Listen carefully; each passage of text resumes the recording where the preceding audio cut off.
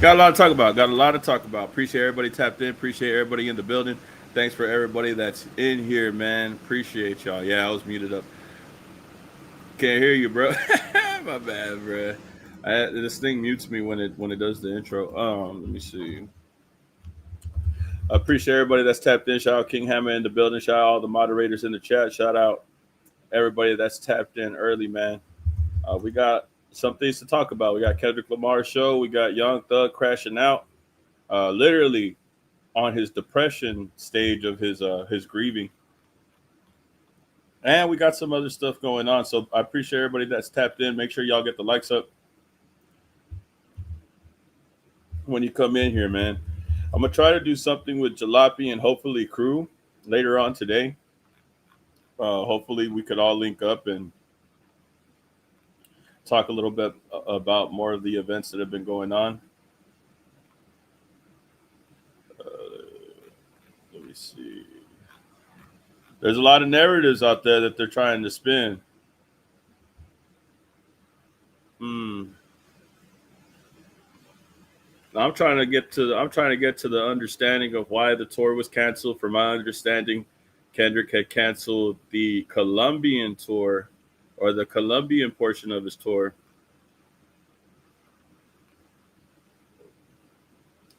Now they're saying it's unknown reasons, but I think you could just search why it was actually canceled. Let me see.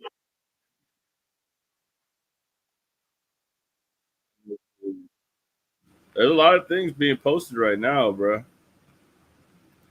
Shout out everybody in the building. Shout out Ladies Love, Double D, ISC.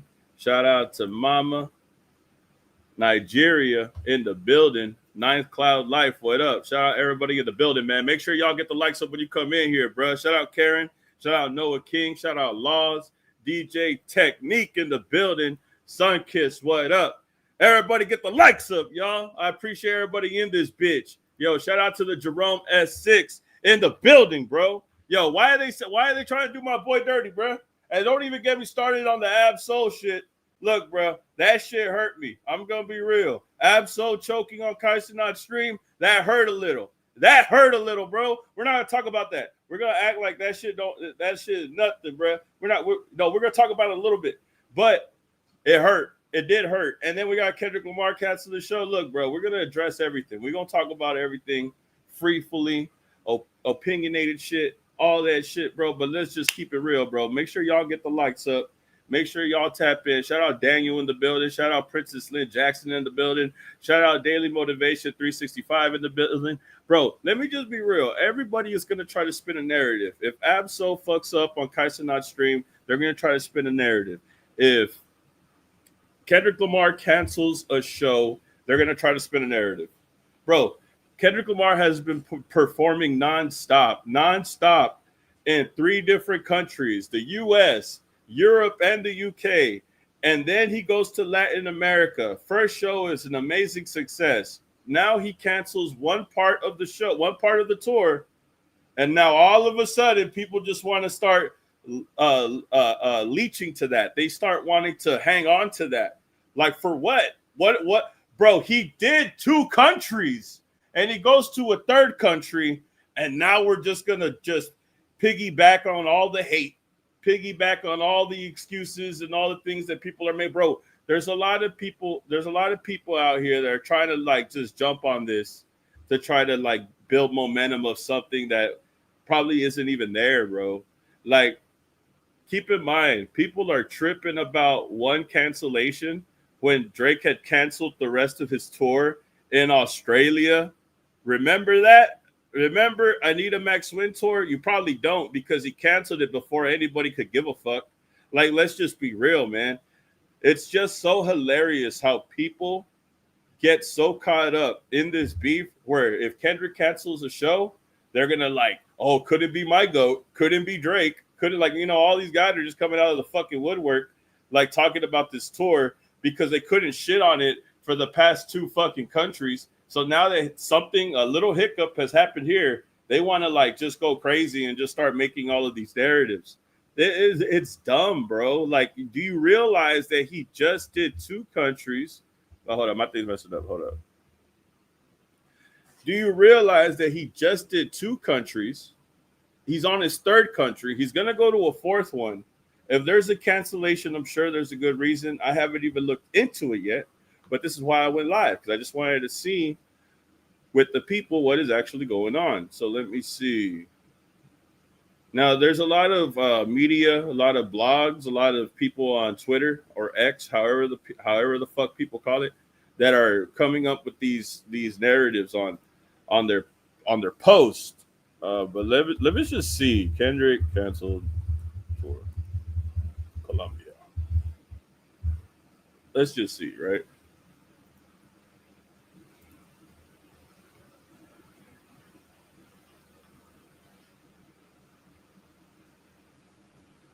Let me see.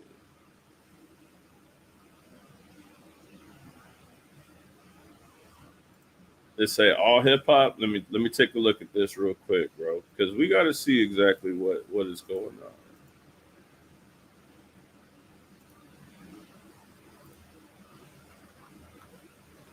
It says Kendrick Lamar Bogota concert canceled through rapper was at venue. Let me see. What is this?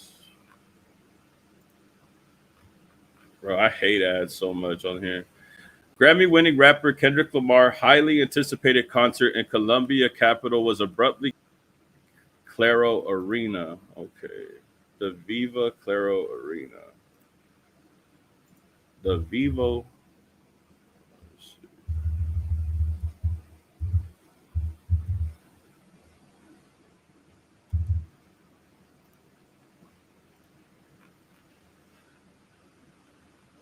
Let's see what this is. What the hell is this shit? See, I think this is one of the narratives that I'm talking about, bro.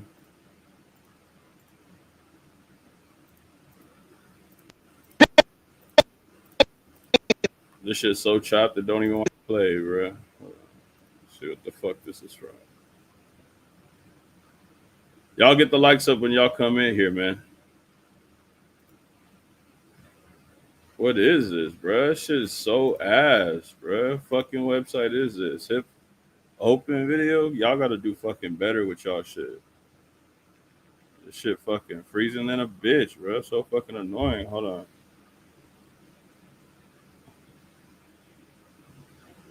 I think someone sent me the video on Instagram.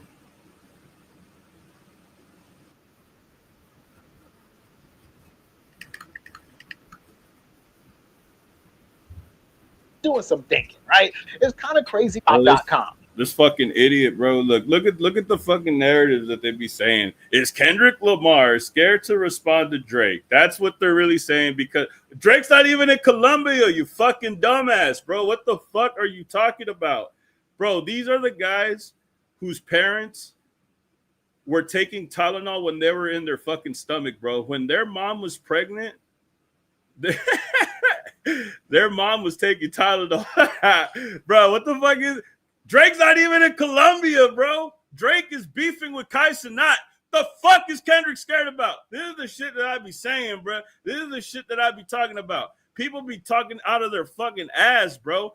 Why is Kendrick canceling a fucking show in Colombia? And how does that have anything to do with Drake when he's in Kai Cenat's chat logs beefing with a fucking streamer? He's not beefing with a rapper anymore, bro. He's beefing with a streamer. If you haven't noticed, bro, Drake has just been constantly in Kai Cenat's stream. He's been dick riding Kai Cenat ever since he hated him. Iceman, the big sixer. This man is 40 years old, by the way. Iceman episode 3. And then he puts, like, you know, when you do the math and you say that something is greater than the other, Iceman episode 3, this shit, which is referring to Kai Cenat's stream. Bro, this guy isn't even thinking about Kendrick. He's beefing with a streamer because he said Iceman episode 3 is ass. Not only that, how the fuck does this have anything to do with Colombia, where Kendrick is at right now? It doesn't make any sense, bro. They just fucking put shit on here because they think that, oh, it's gonna get clicks, which it did. Fucking 59 seconds wasted my life, bro. I didn't even watch this video yet. I read the title and I instantly know that this guy is just dick riding. Anyways, the whole point that I was trying to hold on. Oh yeah, Instagram. So Jalopy just hit me up. He said we gonna get. He said we're gonna try to get crew on here too. Not on here, but maybe on his. Maybe on here. Maybe I'll call him. I'll send him the link. I'll tell him on live right now, bro. Y'all pop in right now. Hold on. Let me see where it's at right now. Y'all get the likes up, bro. Yeah, cause me and crew and Jalopy been talking, y'all. We've been trying to get this shit together. I've been doing like the middleman shit, you know, because I talked to crew. Like last week, and we were just chopping it up, bro. I was like, let's fucking do something, bro. I was drunk than a bitch, bro. I'm not gonna lie. I was like, hey, bro, we gotta do something, bro, for the people, man. For the people. Hold on. Y'all make sure y'all get the likes up. Shout out to King Hammer for spamming the links. King Hammer, if you could spam the links one more time, I appreciate it, bro. Make sure everybody is tapped in. So there was a video that was sent to me by Karen. Shout out to Karen. Karen, if you're in here. Or was it Karen? Hold on. Let me make sure. I got to give the... Because people don't give a fuck, bro. If I always take time to look at a message or look at pull something, it's because I give a fuck, bro. A lot of people just be sending shit. People don't read that shit. But yeah. It's Vicky Davis. Shout out Vicky Davis for the information. Let's read this. Type of one if you can hear this, y'all. Hello, everybody. So, as you guys can see from this video, unfortunately, the GNX concert in Colombia, in Bogota, was canceled tonight. So, unfortunately, it pains me to say that it had to be canceled. At first, they weren't telling us what the cost was, what was going on. As you can see, there's still a few people left. Most of the people cleared out. This looks like security for sure, and it looks like they're telling the people the message. From my understanding, what she says next is that people who have VIP access were getting denied. They weren't giving any information. I knew there was a problem because VIP was not being let in. Everybody was outside waiting for approximately 4 hours or more. A lot of people got there early because, to get in the barricades, a good spot, etc. So people have been there all day. We have just been here. Finally gave an official and it's stacked, bro. Kendrick was being followed by people in Colombia when he went to the museum, was he not? Like, I hate for people to get this impression that Colombia is Colombia can, that, everywhere you go, there's going to be some dangerous spots, right? But if it really was that dangerous, Kendrick wouldn't even go. You know what I mean? If it was that dangerous, he went to fucking Mexico, bro. Like, what the fuck are we saying, bro? Like, I hate how they were just trying to say, like, it's violent or it's dangerous. Like, bro, you're putting that on a whole place that there's some people that don't even have any business with that shit, right? Like, he was in these places, bro. He was walking around like just like a regular Joe. He was like a regular Joe. Look at that. This was Kendrick Lamar in the museum looking in the mirror. Now, from my understanding, this is him in Colombia. That's when you saw him walking around. There was a whole group of people that were applauding him, like singing songs to him while he was walking around the museum. There was no type of animosity that they were picking up on, if there was any, in Colombia. So that narrative of Colombia being like a bad place, I know there's dangerous spots anywhere you go. But if it really was bad, he wouldn't have put a tour date on there. Statement. And it had to do with permits, areas that they weren't guaranteed. Let me play that back because she said permits. Hold on. What'd she say? Barricades, a good spot, etc. So people have been there all day. We have just been here. Finally gave an official statement. And it had to do with permits, areas that they weren't guaranteeing the safety of the performers and of the concert goers. So I am still. They weren't confirming the safety of the performers and the concert goers. So if the city or if the Columbia, the place of Columbia, is saying that we're not liable for people getting hurt, we can't control, the venue. The venue's fucked up right now. I mean, it's not rocket science to be like, well, if they're saying that, then I don't think we should rock. I don't think we can rock. If it's not safe for us to get down, then why continue try to get down? You see what I'm saying? Like, it doesn't make sense how people are trying to spin this, bro. They're trying to spin it like he wanted to cancel for Drake. Like, you saw the post that I was sharing before this. Like, people are trying to spin a narrative that he canceled over Drake, bro, when everybody knows that Drake is not beefing with Kendrick Lamar. Drake is beefing with Kai Cenat. He is not. So for people to say, is he doing this because he's scared of Drake? Bro, Drake is too focused on Kai Cenat hating on Mafiathon 3. You know what's crazy? Ab-Soul was on Mafiathon 3 before Drake. That's fucking hilarious to me. That should already tell you where it's at with them. Ab-Soul could go to Mafiathon 3, choke a fucking freestyle, and he would still prefer have him than Drake himself. That's fucking hilarious. Still standing by Kendrick. He will not do a show that doesn't guarantee the safety or something is definitely seriously wrong. And unlike a lot of other artists that would have been like, go ahead, let's just go with it. It's a no-go. It's a no-go because remember Travis Scott.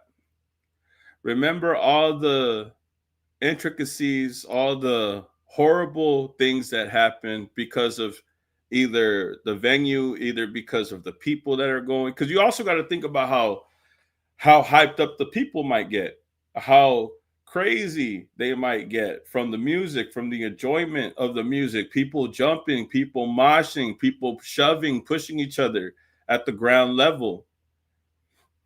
So if the venue was telling you we can't guarantee safety and Kendrick was still like, fuck it, let's just do the show, you're liable to make another Travis Scott situation. Do you really think that Kendrick would want to put his fans in jeopardy just to make $1, bro? Do you really think that Kendrick would want to put his fans in jeopardy just to make a quick buck? Let's just be real for a second. Now, as far as Drake's concerned, when he canceled Anita Max Win Tour, he canceled the rest of the dates. And then we later find out that he was only doing this concert for his boss over there at Steak and Kick, Eddie. That's his boss. His boss name was Eddie. He recently got into a beef with him with Aiden Ross and all that. So when you think that was more of a transactional concert, like I'm only doing this as a business plan for my boss. It was more like I don't even want to do the concert because I have to. It's a job that I'm required to do. It's not because I want to go on tour. It's because I have to do it for this guy. And then he canceled the rest of the shows. Here he cancels one venue or one stadium, matter of fact. And they're trying to spin it like if Drake can't cancel a whole fucking tour because of some petty shit. I believe strongly that if Kendrick and his company and his crew made the final decision to cancel this, it is for the safety and concern, and it is a very, very serious and valid reason.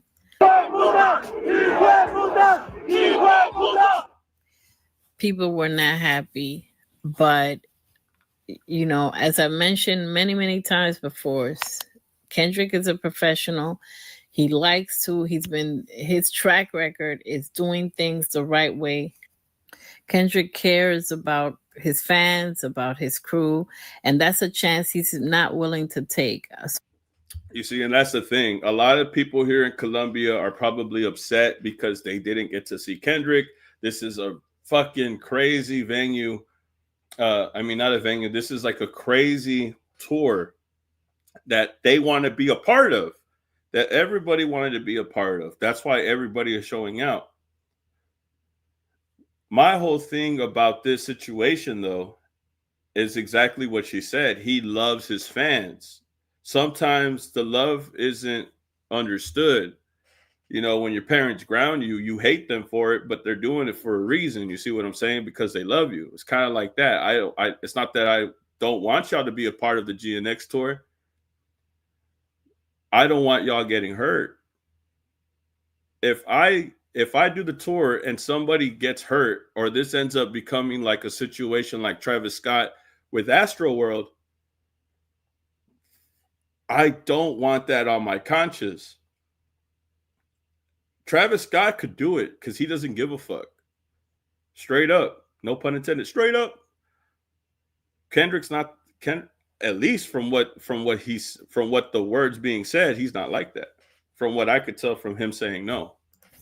Many of us that travel, that have invested a lot, came from different areas, they will be refunding, and they're also talking about postponing the show. So we'll see what happens. Let's read this. Invested a lot, came from different areas. They will be refunding, and they're also talking about postponing. Seems that the Kendrick concert in Claro was canceled. We mentioned to the public hearing against now. The venue has structural, technical, I'm assuming, issues. As a construction, I requested the organization immediately. The show.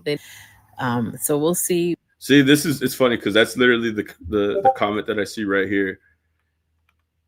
Kendrick is upset that he had to cancel this show. Someone right here said he ain't trying to have no Travis Scott situation.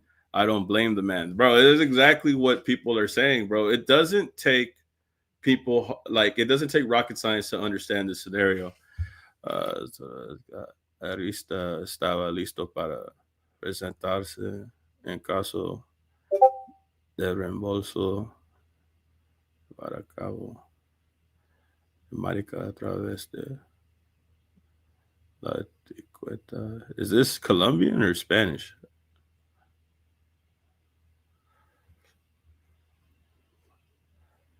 En caso, I could understand. I don't know how to read Spanish that much, but de manera automática la travesa, so like refunds on Ticketmaster, and that they're going to reschedule if possible. It's from what I think I'm reading it, bro. I think it's Colombian. I'm not too good at reading it. I'm not sure if it looks a little different. And plus, I'm not that good at reading Spanish, but it looks like they were talking about refunds on Ticketmaster. So let's check out Ticketmaster.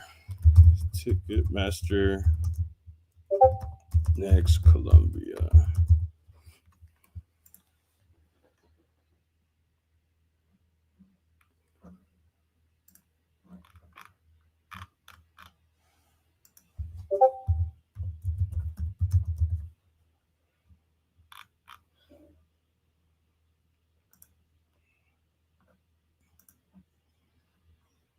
What happens, in the near future.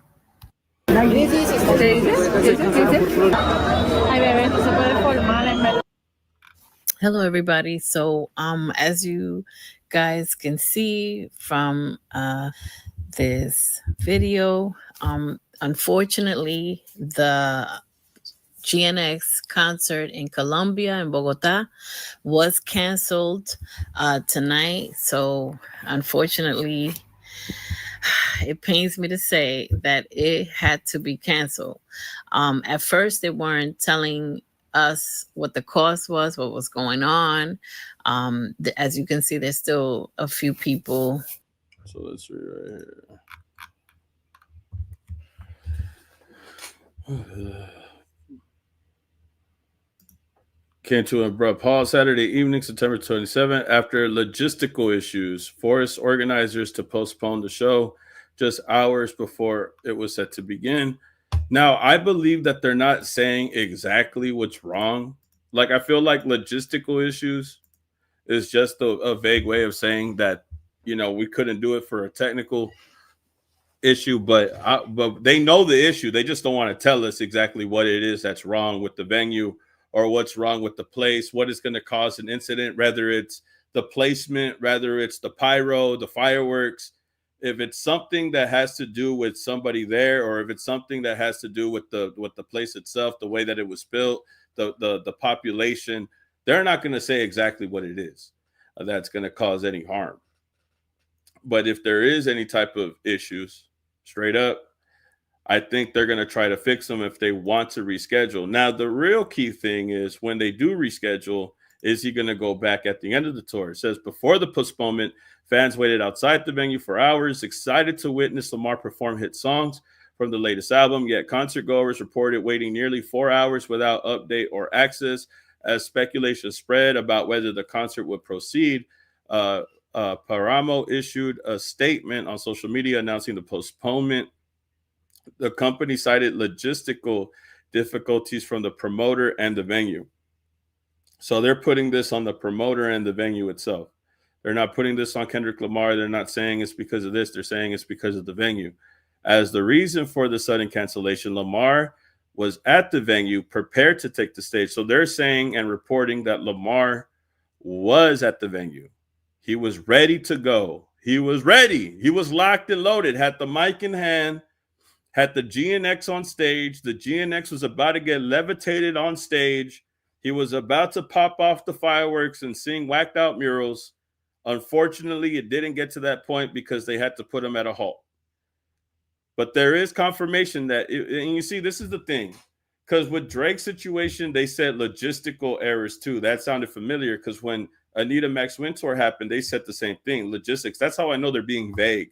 They don't want to say exactly why they canceled, but they are saying that it's on the concert and the venue. The difference between Kendrick and Drake is Drake didn't show up at the concert. The first time when he did show up, he came super late. He came super late and he wasn't able to. Here, Kendrick is ready to perform, but they keep postponing it. It's almost like they're wanting to start, but they can't start because they're trying to get shit situated. With the Drake situation, he left. He just left.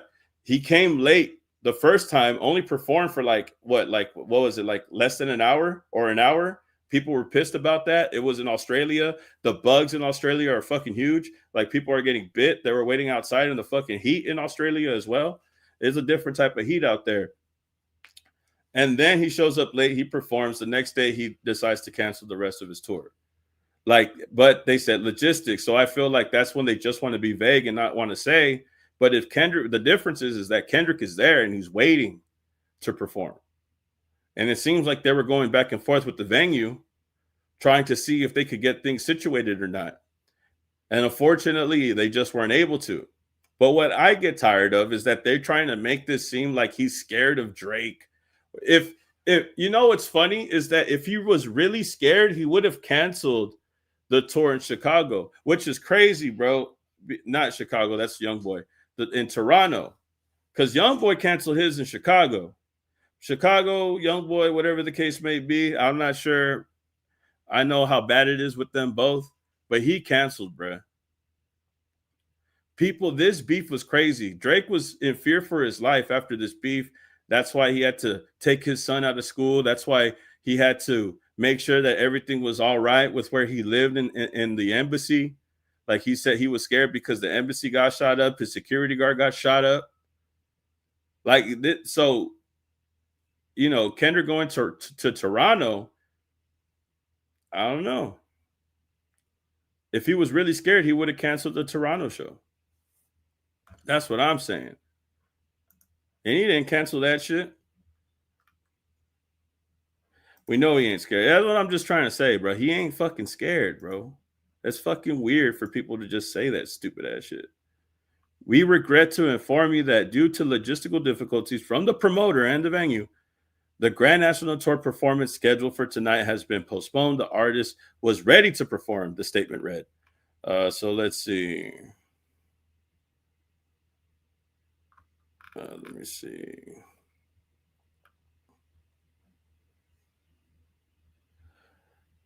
And I think this is the part that people are upset about. That I'm starting to understand why people are getting upset about how news is being spread. Because we have an account like Kuriko, who's already has a questionable past, have been known to be a weirdo before he changed and rebranded himself. he wants to always spin a narrative, or there's these accounts that try to act like they know what they're talking about, but they don't. It's easy as day to see that they're telling you and they're giving you a solid reason, but right here they're saying reasons are currently unknown. That's how fast they try to spit a narrative. Because if you tell people that he canceled and then you say it's currently unknown, you're just letting the people speculate why it was canceled because you don't want to give them the real reason. Let me see.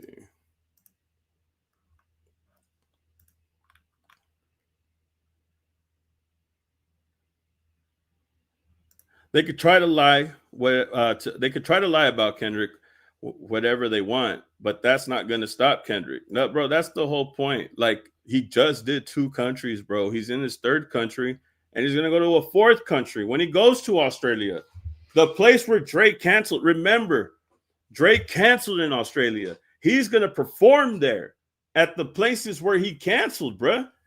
That's the funny part to me. That's the funny part. That's the hilarious part to me, is that he'll eventually go to the venue where Drake had canceled at, Australia. The fuck? Drake does not give a fuck about Kendrick canceling his tour. You want to know why?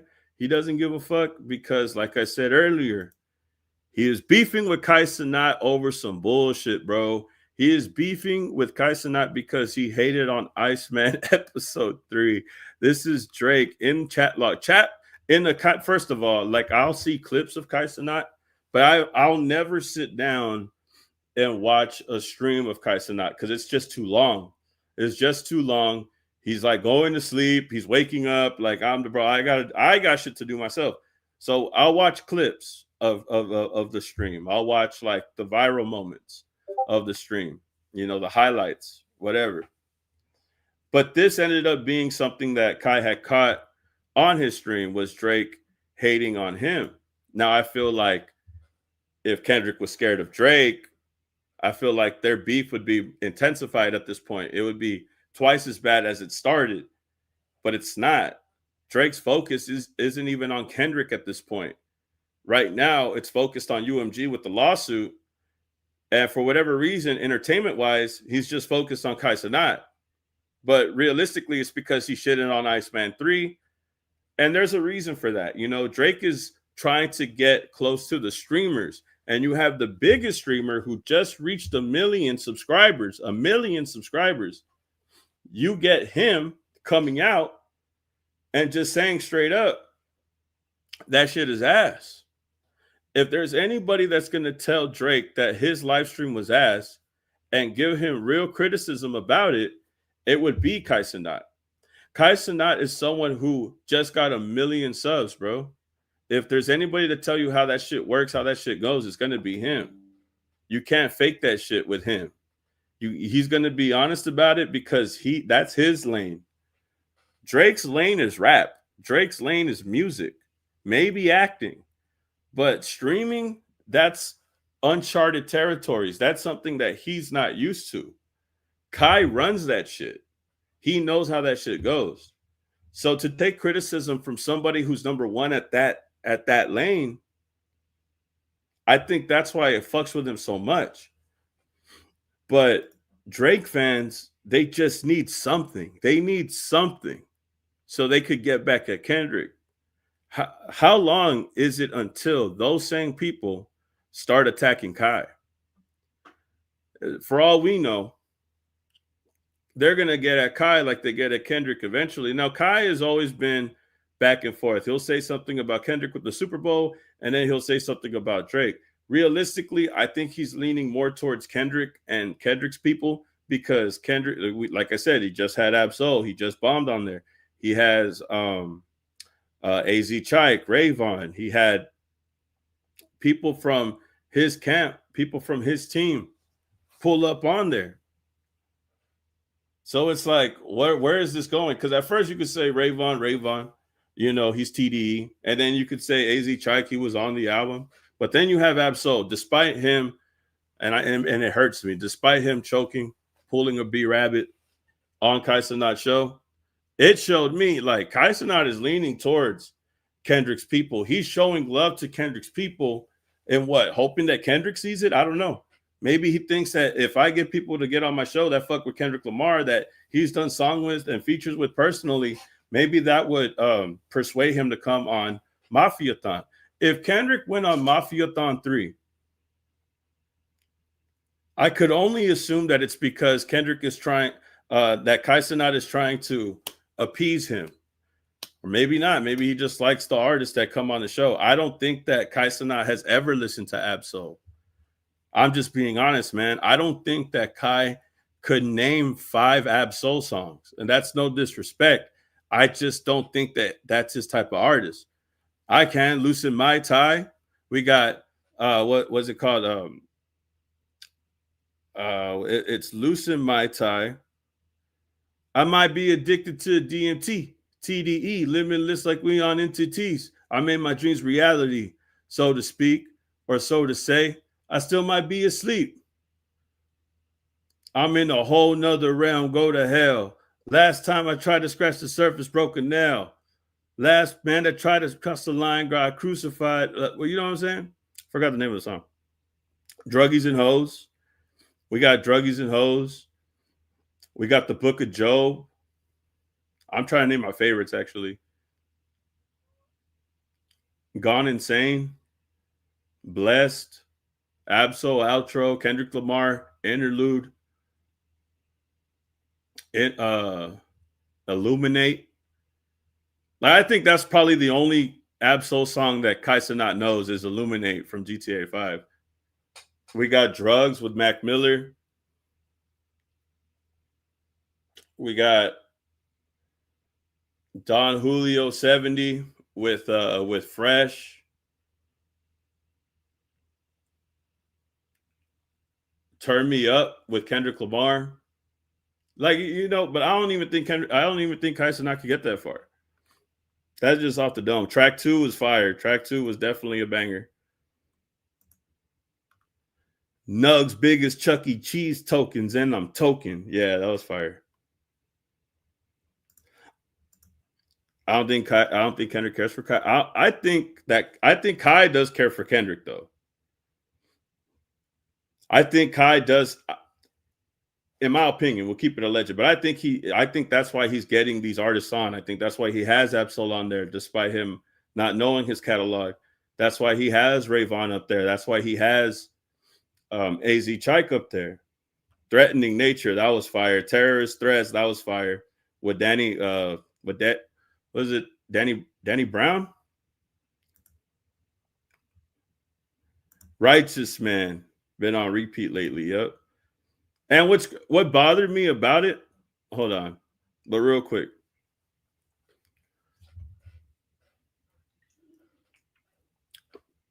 Was that I know that Kai don't rock with Ab-Soul like that. So if you're on Mafiathon 3, it's either on the radar doing that for you. That's what I've been thinking. Either Kai is trying to lean towards Kendrick's people, the people that he fuck with, or it's on the radar bringing those artists themselves. It's hard to tell who's talking to who's linking up with who to get on the show. We know that On the Radar is linking with Kai Cenat so they could do these songs, these freestyles. But who is contacting whose agent? Who is reaching out to this person's people so they could bring them on the show? I don't think it's Kai Cenat doing it at the same time. I feel like it could just be On the Radar. Mariah Carey was on it. I saw Mariah Carey. That was funny.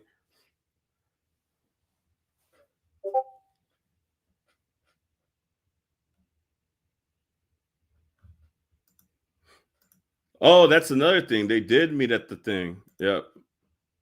But anyways, the whole point that I'm trying to make is that there is no reason why Kendrick should be scared of Drake. I think it's so stupid. I think it's because of posts like this where they act like there's a reason that's unknown. But realistically, they're telling you that he was ready to perform. He was ready to go. However, the stage, the venue, it just wasn't set up proper enough for him to perform that. I think that's the fucking hilarious part of all this, because people are trying to make it seem like it's because of Drake, bro. Like that shit is the stupidest shit. on the fucking planet. I do feel bad for the people out there in Colombia. I do hate when somebody like, you know, either whether it's Kendrick or not, I do hate when an artist does cancel. It does suck. Even if it's not their fault or not, it just sucks because you get the days off, bro. That's what I'm trying to say. Like, you get the days off, you request days, you put money, you probably spent time out of your day to show up. I mean, people were out there for 4 hours. So if people are mad because the show was canceled, they have every right to be upset. You know, it's super hard being an honest working person and then getting denied access because of whatever stupid ass reason, whether it's the venue's fault or not. It just fucks up on your part because now you have to go home and try to wait for you to get your money back and wait and see if Kendrick's going to come back. And what sucks is that Kendrick hardly does. This is the first tour that he's done in a while, and he's going crazy right now. Who knows when he'll come back again? If he said that he's going to try to reschedule it, hopefully he does so they could show up. But it's never a fun thing to find out that somebody cancels or somebody reschedules. It just sucks. It's just not good. But I do believe, from what this lady said, if they do reschedule it, I do believe that he's going to come back. People were not happy, but you know, as I mentioned many times before, Kendrick is a professional. He likes to, his track record is doing things the right way. Kendrick cares about his fans, about his crew, and that's a chance he's not willing to take. Many of us that travel, that, you know, have invested a lot, came from different areas, they will be refunding, and they're also talking about postponing the show. So we'll see what happens. So hopefully the promoters, the venue, they get their shit together so that way Kendrick could go back. There could be a chance that hopefully he does a double back and he comes back around once he goes to the other dates in Latin America. Once he knocks out all these other dates, he could pull up and go back to them and say, what's up? Probably perform like he was supposed to the first time. It just sucks, man. It really does suck. It's never fun. It's like going to an NBA game to go see LeBron James or your favorite basketball player, and then you find out that they're not going to play that night. It's a rest night, or, you know, like they got injured the day before. It just sucks. You know, you go there to see a specific person and you can't even enjoy that moment. It's just a part of the hip hop scene, of the concert scene. You know, that is just stuff that happens. Concerts in general, just venues in general. You know, if you go to these shows, whether it's a sporting event, an event thing, it's just an event thing. If you go to all these events, things like that do happen. LeBron might get hurt the day before, the venue might be fucked up, and that's just shit that's out of their control. But for people to try to make this about Drake, try to say that he's scared, or they're trying to hold back information and try to say that it's currently unknown, it's just a whole bunch of bullshit, bro. Whole bunch of narratives. Nobody believes that Kendrick is scared of Colombia. Nobody believes that Kendrick is scared of Drake, because he was recently there in a museum looking at art. There was people in Colombia following him around. I believe it was Colombia. They were following him around, bro. Let me see. Yeah, here we go. Adiós.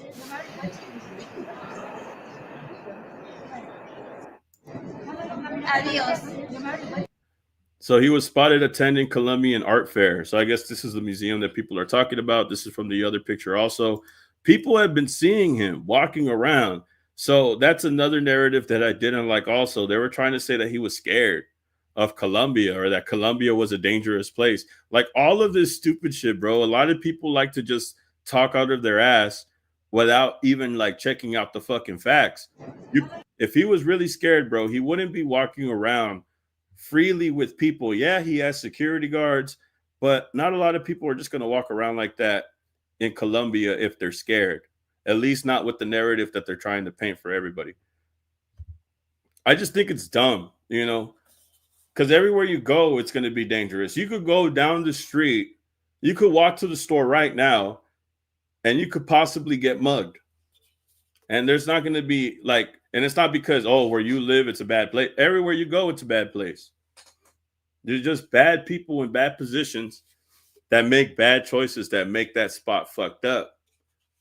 Colombia, there is some things about Colombia that you probably heard about, but that's not all of Colombia.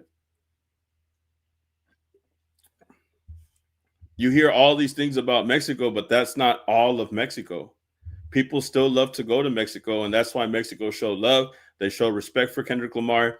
Colombia, it would have been the exact same. So I don't like the fact that people are trying to say Colombia is dangerous or they're trying to blame the people, bro.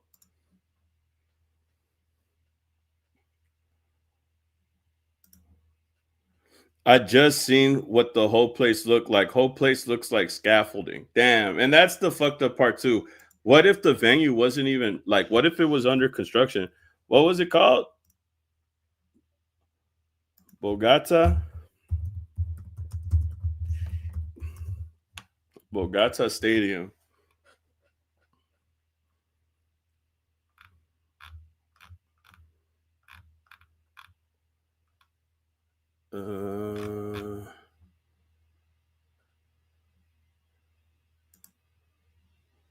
So they recently, if this is, that should look kind of fucked. This looked worse than the last one we saw. I don't think this shit don't even look finished. This shit look, bro. I'm not to be rude, not to be rude, but I've seen better. I've seen better. It looked like a damn gladiator. it looked like an old Coliseum, bro.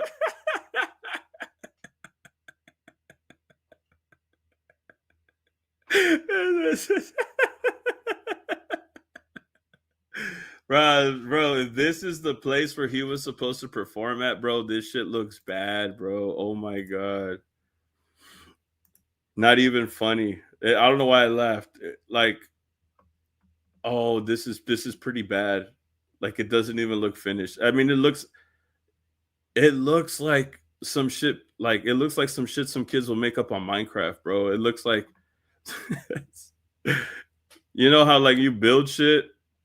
This looks like, it looks like the Dragon Ball Z. You know, the Cell games. It looks like the Cell games. It's funny, bro. Look, this shit crazy. Nah, hold on. Cell games. Hold on, Cell game. Hold on.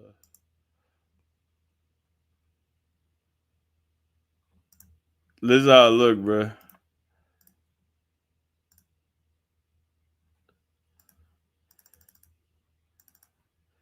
That's basically what they got out there. Nah, that's wild, bro. That's wild. They got the Cell games out that bitch, bro. Kendrick was like, "Nah, bro, y'all got to fix this shit, bro." That's the Roblox arena. Nah, bro, they got the Cell games in that bitch, bro. Well, that is crazy. I didn't know it looked like that. The Cell games is nuts, bro. I didn't even know they had this shit looking like this, bro. This shit don't even look safe. Where are they going to put where? Okay, so now I kind of feel like I understand why they didn't want to do it, because from the last venue in Mexico, first of all, I don't like how it's just like a whole bunch of seating. Like, there's a whole bunch of seating everywhere, and then there's this one open entrance. There's only one opening. I mean, this is the only picture that I have. There's other pictures. There's other pictures with turf, I guess, that people were saying, right? Let me see. They added grass. It looks a little nicer. They added grass. They added grass. That's funny. It still looks fuck, bro. This shit looks like Roblox. That's crazy. No disrespect. They don't even. I mean, they don't even have chairs on here. Am I tripping, bro? They don't even have chairs. They added a roof, I guess. Bro, they don't even have chairs in the fucking stands.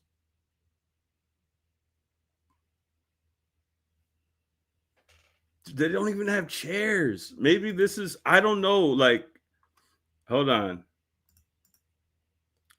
This is looking a little weird, bro. Now I'm starting to get what people are trying to say.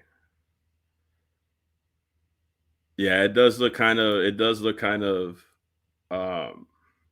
questionable. The venue itself does not look safe. I think this is when they were still building it, I guess. I'm looking at pictures from Google Images. See, this is exactly what I'm talking about. It looks like there's only one entrance in here. That's already a problem. Because if people could only enter and exit from one place, what if there's an emergency? You're going to have people all rush to one area. I'm starting to see it, bro. I'm starting to understand, like, this venue was not, all the pictures that I'm seeing from the ground entrance, there's only one entrance. So there's only one way in and there's only one way out. And if there was ever an emergency where everybody had to run out of the building, or however safe way to get out of the building, there's only going to be one way to get out. And that shit is going to get packed. If God forbid there's ever an incident like that, right? But that's a safety hazard. There's a lot of other shit that doesn't look safe. I mean, from this updated picture where they added grass, it doesn't even look like they have chairs here yet. I'm not sure if they haven't installed the chairs yet, but I could already tell you, if there's only one entrance in and out of this, it doesn't even look like they could have supplied the fireworks. It doesn't even look like the pyro would have worked out. It doesn't look like the stage presence that Kendrick Lamar would have wanted. You know, if he wanted to put a stage on here, I don't know if it was going to be the way that he wanted to without there being any technical difficulties. It doesn't look very reliable of a venue to perform at. I mean, that's just my honest opinion. It kind of looks like the Cell games a little bit. Imagine Kendrick posted up at this Coliseum like Cell in the middle, just waiting for the fade. That shit would be cool though. I wouldn't mind that if Kendrick was just in the middle of this shit, just waiting for the fade. I wouldn't mind that shit though. but nah, bro. They got me dying, bro. They did do a sound check. They did a sound check. I didn't know that. I'm like, they said he was prepared. They said he was ready to go. So he was. So think about that. Kendrick saw this shit. He saw this stage. He saw how fucked up it looked, and he still posted in the middle of it like the Cell games, waiting to get shit active. Bro was still ready to rock this shit, whatever this shit is. Say, we're in the middle of Colombia. The kilos are being imported and exported like 70 miles away, but we're going to get down right here in the heart of Colombia in this fucking Cell Games arena, and I'm going to get the people riled up. Look at those. These are, I think I'm starting to notice, these are people right here. There's only one way in, one way out. That's exactly how people are coming in. Nah, this is not a good venue, bro. No offense, Colombia. I rock with y'all. And I don't think that it was because of some fuck shit. I don't think he was going to cancel over something stupid. I think it's literally because this is a safety hazard. I think that's why.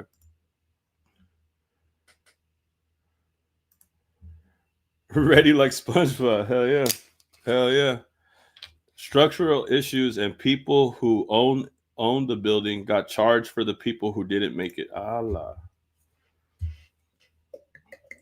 Hold on. So it doesn't look like a very trustable venue. I've seen all the venue, even the venue in Mexico City. They got that shit, bro. They got that shit on lock, bro. I saw the venue for Mexico City. They had that shit prepared. Like that shit was great. It's just weird. Look at the venue for Mexico City. And look at the difference, right? We're looking at it at the aerial view. Look, see how they don't have everything blocked off. There's an entranceway out here. There's a back end. So there's people, there's an entrance right here. And there's another entrance or exit right here. So I guess these are both two ways to get in and out of the ground floor.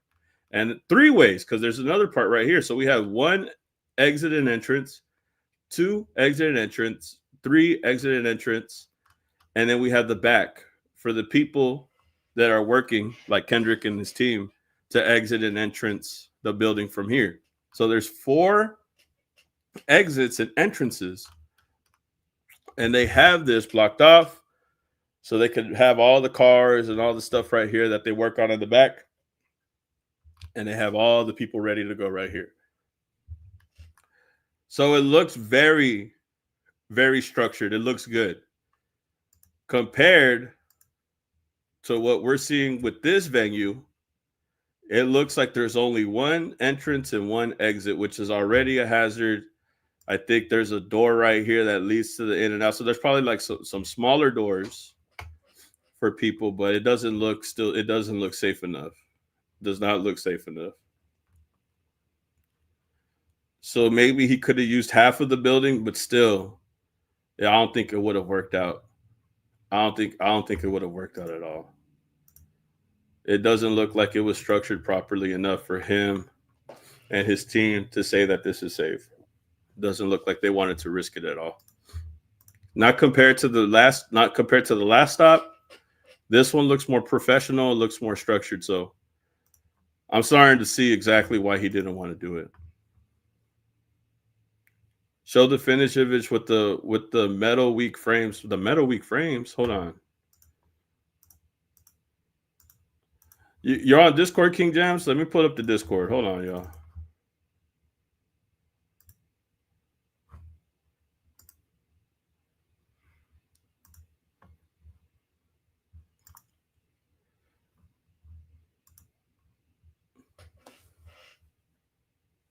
Y'all tap into the Discord, man. Hold on. I gotta sign into this shit. Hold on. Everybody sign into the Discord. Make sure y'all are tapped in. Make sure y'all do your thing. Join up if you're not in the Discord. I appreciate it if you tap in. We got 36 active members out of 400 people, 380 people. So we're growing. We're getting there. Didn't even know there was that many people in there. Holy shit. Let me see. Invite. Okay, copy. Boom. Got it. Let's go. So y'all tap in, man. Oh, appreciate it, Ham. I was getting that shit ready. Appreciate y'all, bro.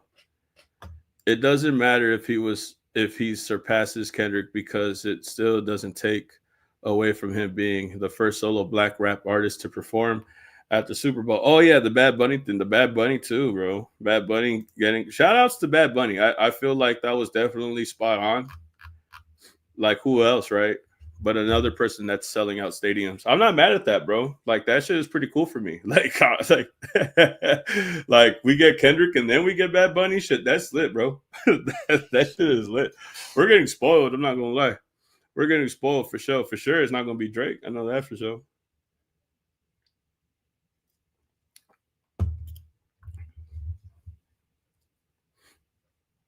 We're all going to park. Bro, I'm gonna get drunk at halftime. I'm gonna be drunk already.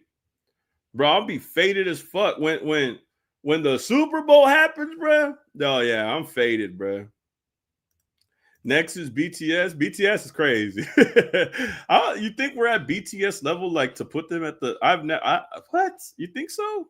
You think so? You think we're BTS ready? Hold on. Yeah, no, I'd rather perform here. This look like the Cell games, y'all. Look. You said the metal frames, bro. That is crazy. The metal frames is wild. I didn't know that. Hold on, let me see. Metal frames. Hold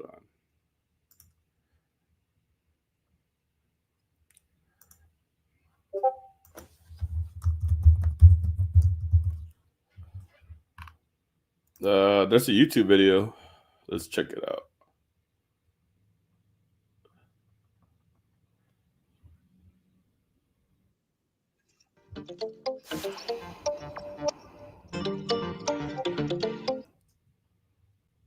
It's the official inauguration of the Vive Claro stage. Is this like an AI image? It's AI. It's not real. So this is what they were going for. I told you they were going to use half of the building. They were going to use half of the field. So you could see right here, they have the venue. I'm assuming this is where Kendrick would have performed at, and they would have had this back entrance, I guess, cut off so people could use it to come in and out that were working backstage. But like I said, bro, there's only one entrance and exit for everybody in the ground level. And the way that this is cut off, bro, look how cut off this is. That's half of the fucking stadium. And I guarantee you there was going to be more people on the bottom here. Oh, it's a wrap. It's a wrap. People would have suffocated and died, bro. They want Kendrick to take control half of the field and then leave the other half for the rest of the people, bro. People would have died. They would have been compressed like Travis. It would have been another Travis Scott situation. Literally. There's no way that amount of ground was going to hold all the people on the ground floor. There is no way. There is no way. That's not it. This is not AI. This is real. Nah, bro. This is fake, bro. It's not real. Bro, this shit look like Legos. Either way, this is the venue for sure, for sure. A new cultural venue located Damn, you're right. It's not AI. Damn, my eyes fucked next to right now. Simón Bolívar Metropolitan Park, which, despite the legal controversy surrounding it, will host its first official concert tonight. The event, which marks the beginning of the schedule of shows programmed by OCA, coincides with the elimination of a popular action that seeks to stop future activities in this space. What? The lawsuit was filed on July 25 before the Administrative Court of Bogotá by two female council members who claimed that the contract through which the administration of lots 15 and 16 of the park was granted to the company OCESA presents legal irregularities. Legal irregularities. Legal irregularities. Confirmed, bro. This venue already sketchy. This venue already has a history of sketchiness. Confirmed, bro. They just straight up said they've already been facing backlash for recent issues in parts of the venue. According to the arguments, the lease was not subject to a public bidding process or to the establishment of a public-private partnership, procedures that would be required by Laws 80 of 1993 and 1508 of 2012. In defense of the project, diocesan lawyer Catalina Hernandez assured that the structures used in the venue are completely removable, so they do not require a permanent construction license. They do not require a permanent construction license. It looks like they're trying to find a way around things. They're trying to like find cheap ways to not pay or get certain regulations to tie to their building. In addition, she clarified that each event must individually request its permits through the district's Shuga system, complying with the procedures required by local regulations. Furthermore, the contract has been endorsed by technical opinions issued by the Secretariat of Environment and Planning, entities that determine that the use of the property is compatible with recreational and cultural activities. Along these same lines, OCES has indicated that it will only intervene in 6 hectares of the total 24 available, which allows for maintaining 75% of the green area, as required by the Land Use Plan. Although the Environment Secretariat ruled out that the land is a wetland, it did recognize its ecological value and its potential for environmental connectivity, which is why it recommended its long-term preservation. Despite all this, and while the legal process initiated by the popular action is resolved, the Vive Claro stage is moving forward with its normal programming. Bro, this wouldn't even have been big enough to hold all of those people going to the show. The more that I look at there is no way that people would have been able to perform, to be at this show without any issues.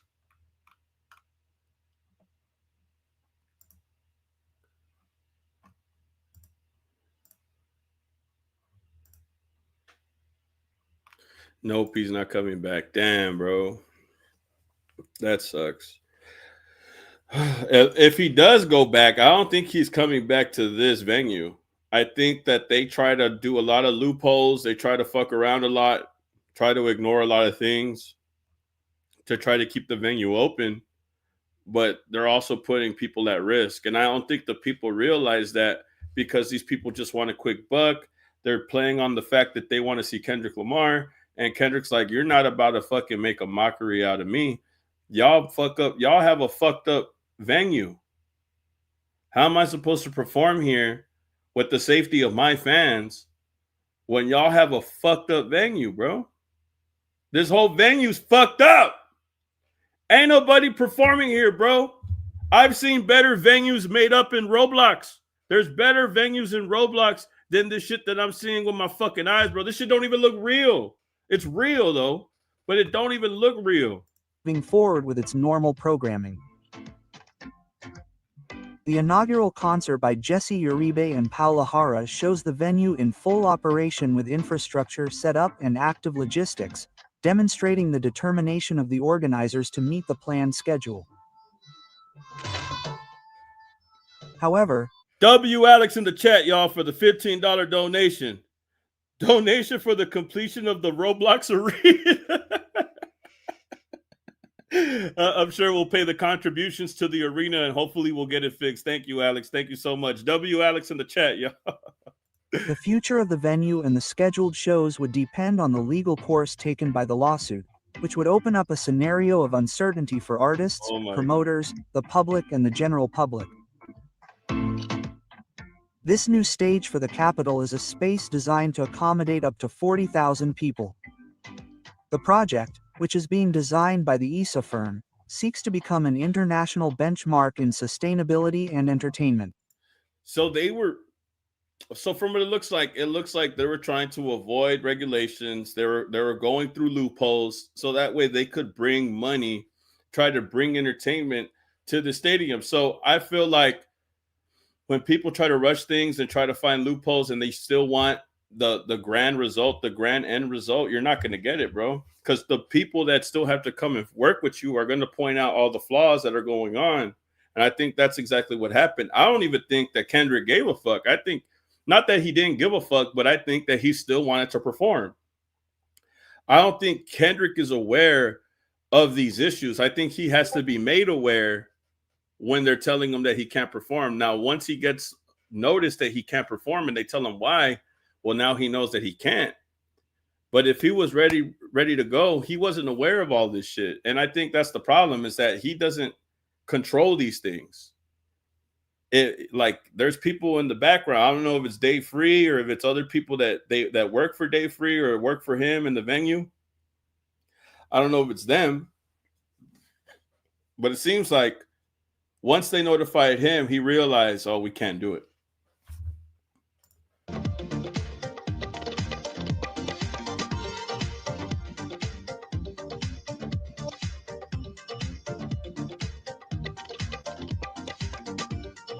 Boneless Stadium is crazy, bro. Boneless Stadium is fucking wild.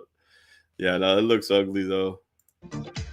Bro, I'm telling you, the way that they have half of the field, the people on the ground would have been compressed. They would have been choking, pushing each other, shoving each other. Like I said, Travis Scott, a lot of people couldn't breathe. There was 9 people at Travis Scott's concert that died because of situations like this, because of venues like this. And that was in Houston. That was in the United States. We're going to Colombia, to a building that they recently just built. I think from this YouTube video, it says here that this was 2 months ago. This video that tells you this is what the venue looks like on grand opening day, this was 2 months ago on July 27th. So this is brand new, bro. This venue 2 months ago was recently announced to be finished, and this is how it would look on opening day. So it's not like this was just a venue that's been around and everybody has performed at it. Nah, bro, they're doing experiments. They're running experimental shows to see what they need to fix and what, you know what I mean? And I don't think Kendrick or the people that were rocking with Kendrick wanted to even entertain that. I don't think they wanted to give this stadium a chance to put them in a bad spot, because they want to see how they look you know, if it works out. Can our stadium hold Kendrick? I don't know. I guess we're going to have to find out. That's basically what I'm getting from this.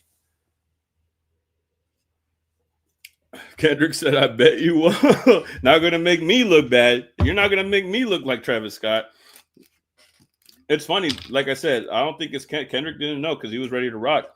I think it had to have been like Dave Free or somebody in his camp that was talking to the venue for this whole time. And it would suck, right? That the people that they were talking to, they probably would have been like, bro, the stadium is ready. We just got it ready 2 months ago. This stadium is fucking ready to go for Kendrick Lamar. Our stadium had just been finished built 2 months ago. Imagine all the sweet things that they were saying in their ear. Imagine all the nice things they were saying. We just finished building the stadium 2 months ago. We got everybody on and popping. We've had several artists come out here, but several artists, I don't know if they were as famous as Kendrick Lamar, but we know that Kendrick Lamar has been filling up seats, 65,000, 75,000 people showing up to a fucking show, 75K, 65K. Do you really think that a stadium like this that's brand new is going to be able to hold that amount of people? And then you cut the stadium in half for the venue. It's like, bro, nah. You already positioning it a weird way, a weird fucked up way that's not ready for us to rock, bro. We can't rock like that.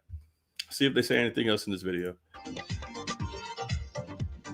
Yeah, I wouldn't even go in there on the scene where allegedly it would be fake.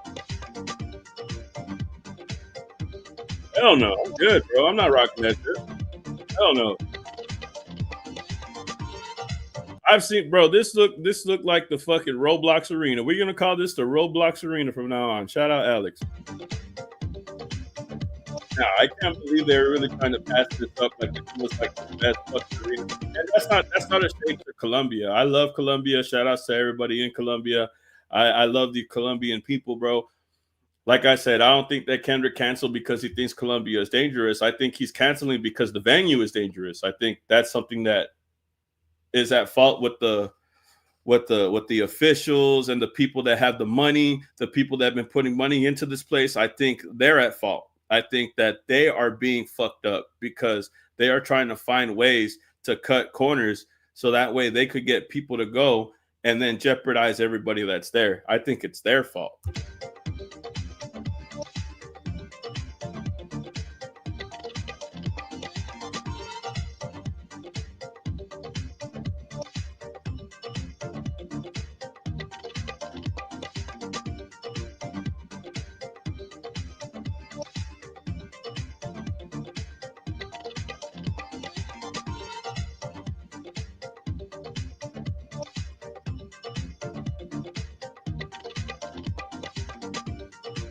It's not enough. Try to build your stadium, but it's not enough. You try to get me out there, but it's not enough. You try to fix the venue, but it's not enough.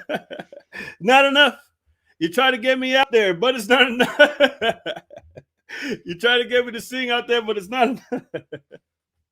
Fuck no, it's not enough, bitch. The fuck? Got me out here looking crazy and shit. Weak ass stadium, bro. The fuck I want to perform out there. I'm gonna die performing out there. My fans gonna die performing out there. Because you want to make a quick buck, that just shows you how corruption works, bro. It just shows you how fucked up and evil the world is, bro. They don't give a fuck about the people that are there. They don't care if you're safe while you're seeing your concert. They just want your fucking money, bro. They just want your fucking money. And I think that is the most disgusting thing that I could ever see. It's just people and the greed just consumes them. They just love the fact that people don't care. They just want to see Kendrick Lamar. They don't care. The fans will even probably say, just let us go. We don't mind. We'll be okay. Like they want the fans to say that. They want them to make themselves feel responsible for their actions. Nah, I think it was a smart move. Now that we know that this venue was finished and complete 2 months ago, now it starts to make sense. This venue was never ready to hold the GNX tour. And it was unfortunate that they didn't know until they got there. Now, we could say, how come nobody flew out to Colombia to see the stadium beforehand? But I don't think that they're going to try to go that I don't think people are going to make that much effort if they already been told by the venue that they're ready to go. I mean, if you got a Coliseum, if you got a venue and it's been cleared and you're paying us, we're pulling up. But if you try to hide things from us, we're only going to find out when we get there. But I doubt that Kendrick is going to send somebody from his team to go to every single venue around the world just to say that it's A-okay. It's unfortunate, but definitely something that I don't think couldn't be avoided until they got there. This was just something that wasn't avoidable. Shout out to Nikki Lewis. I appreciate it, Nikki. Thank you so much. Look, and I'm barely finding out this information. See, I didn't get on here and try to tell y'all like I know everything. I'm just looking it up right now. And from what it looks like, if this shit was just built 2 months ago, yeah, it's a new building, man. What the fuck you want me to do? This shit's not right. This shit's not perfect. Y'all just make this shit. Get the fuck out of here. Don't fucking bug me with this shit. That's how I feel. That's how I feel, straight up. But make sure y'all get the likes up, bro. I appreciate everybody that's tapped in here. Make sure y'all get the likes up. Look, man, I just wish that Kendrick didn't get as much hate as he does. Just because he beat Drake in a battle, they're always going to try to kick his back in for whatever fucking thing that he does at this point. Look, man, Kendrick knows he's been performing nonstop. He just took a break and then came back and did Mexico. He only took a break for like a month, not even a month, less than a month.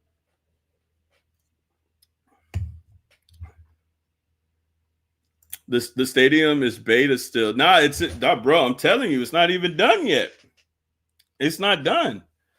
There's going to be other artists that had to perform here before they realize that they're going to have to fix shit.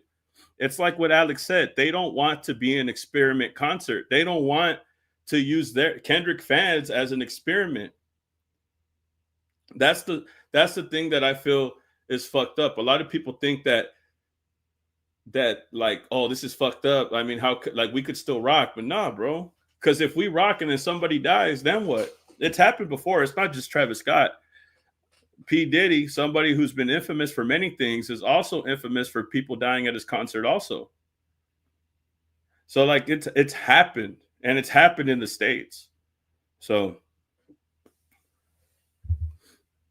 just being real, man, it's just crazy how people just try to rush things. As far all in all, I think they made the right call. I think it was the right call. This stadium is brand new. They were going to experiment on everybody that was there. Not a good look. Not a good look at all.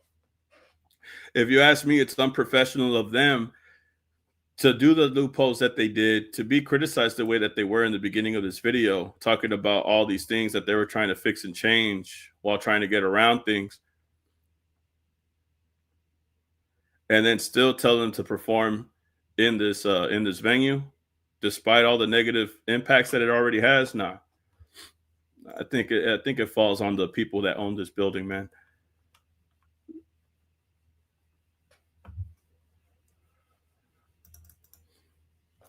So let me see. We got Bad Bunny, right? Bad Bunny halftime, right?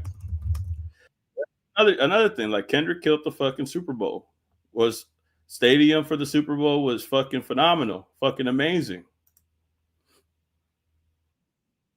And now we have Bad Bunny that's going to do the Super Bowl next. And now that's another narrative that I've been seeing, bro. Oh, Bad Bunny is going to outperform Kendrick Lamar. Well, fuck it if he does, bro. Who gives a fuck, bro? Bro, that's the thing that is so fucking funny. Everybody consistently continues to move the goalposts. Everybody wants to move the goalposts.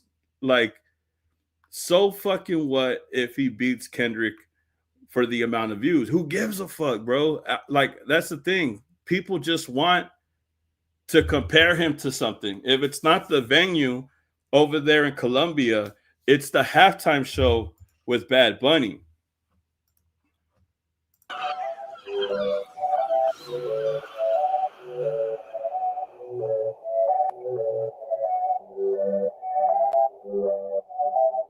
Se acostó temprano, mañana hay que estudiar.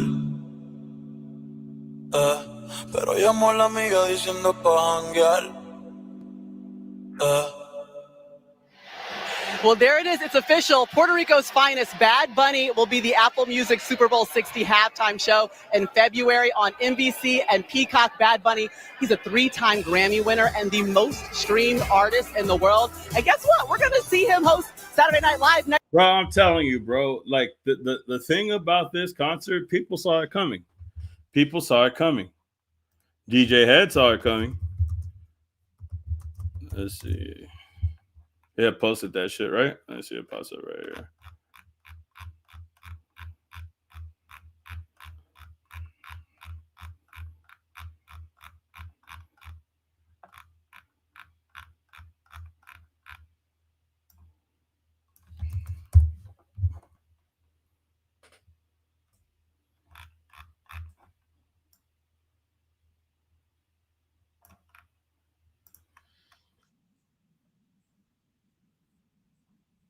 First week. That football season has officially begun. We need to make our Super Bowl halftime performance predictions first week. So, you want me to go first or you want to go first? You go first, because all I know is only thing I know about football is the fine niggas. No, food is halftime performance. Go. I'm gonna say we either get the Carters, Beyonce and Jay-Z. but if not the Carters, then we get Latin, like Bad Bunny or something, something like that. I definitely think that they're gonna stay away from the niggas. What the hell? Fucking Gina, bro. That was funny. But look, I don't think that was the case. I think they're going to Bad Bunny because, again, Bad Bunny, Kendrick Lamar in the same bracket. They're in the same bracket. There was nobody else but Bad Bunny that would come right after Kendrick Lamar, unless it was Jay-Z and Beyonce. Unless it was Jay-Z and Beyonce, Bad Bunny. Like, those are the only two people right now that could make the same impact that Kendrick Lamar did. Because Bad Bunny, and it's not just America, globally, he's one of the biggest streamed artists globally. So it's no doubt that he would be somebody that would be next right after Kendrick Lamar. It makes perfect sense, which is why I think that DJ Head had called it perfectly when he said it. He called this before it was even announced, because who else but Bad Bunny right after Kendrick Lamar? This guy, bro, I'll go to a party right now. I'll go downtown right now. I'll go anywhere, bro, and they're going to play Bad Bunny. That's why Drake has been trying to rap in Spanish. What the fuck are we talking about? That's the only reason why, bro. Because you're trying to appease to the Spanish Latin community so you could get that Bad Bunny bag, that Bad Bunny bag. The black and brown are getting down, bro. I'm telling you, bro. Right after one of the most successful black artists performs at the Super Bowl, we have one of the most successful Latin artists perform at the Super Bowl. So how is it? How is this a loss? How can we compare the fact that a black American artist from Compton performed at the Super Bowl, and then right after he performs at the Super Bowl, we have a Latin artist perform at the Super Bowl? Back in the day, bro, that shit was unheard of. A rap artist and then a Latin artist. What? You gotta be kidding me. Unless Pitbull did the Super Bowl. Did Pitbull do the Super Bowl? But Pitbull's from Miami, right? Like, Bad Bunny's from Puerto Rico. He's not even from, is Puerto Rico and part of America? Y'all tell me. I've heard that. Am I tripping? Or is that Cuba? Am I tripping? Y'all tell me. But first we get a black artist, and now we get a Latin artist. And people want to compare the two. Like, if that shit ain't history within itself. You mean, so back to back, we get a minority performing the halftime at the Super Bowl, when before it used to be like people like Creed. Shout out to Creed. But it used to be people like Creed. You know what I mean? Like we switching it up. They're giving us what we want. Because I remember when we got Lady Gaga, and no shade to Lady Gaga, but I ain't liking that. Lady Gaga's performance got more fame because of her fucking meme. Because she fell out the fucking, y'all remember that? I think that was the Tampa Bay Super Bowl with Tom Brady when he came back. I think it was. Y'all know what I'm talking about, though.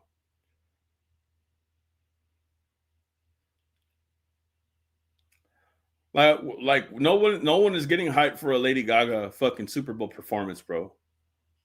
If it wasn't for Jay-Z coming in here and showing people what the people want for a Super Bowl, we all be fucking lost.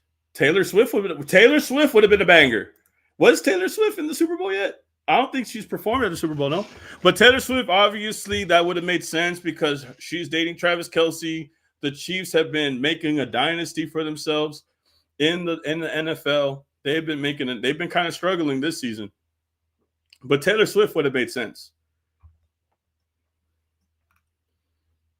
Madonna too. Yep, that's true. Lady Gaga? I mean, I don't know, bro. I'm not hyped for Lady Gaga. I'm just glad it's some good music, bro. When they play that fucking song for Bad Bunny, people are gonna lose their fucking mind, bro. Telling you. And then people like Vlad TV. Vlad said some fucking stupid shit. I don't like that shit, bro. I don't like how. I'm not gonna call it racist. Nah, I'm not gonna do that. But like he said something that I didn't really rock with, bro. I didn't really fuck with that, bro. Didn't really like that. Let me see.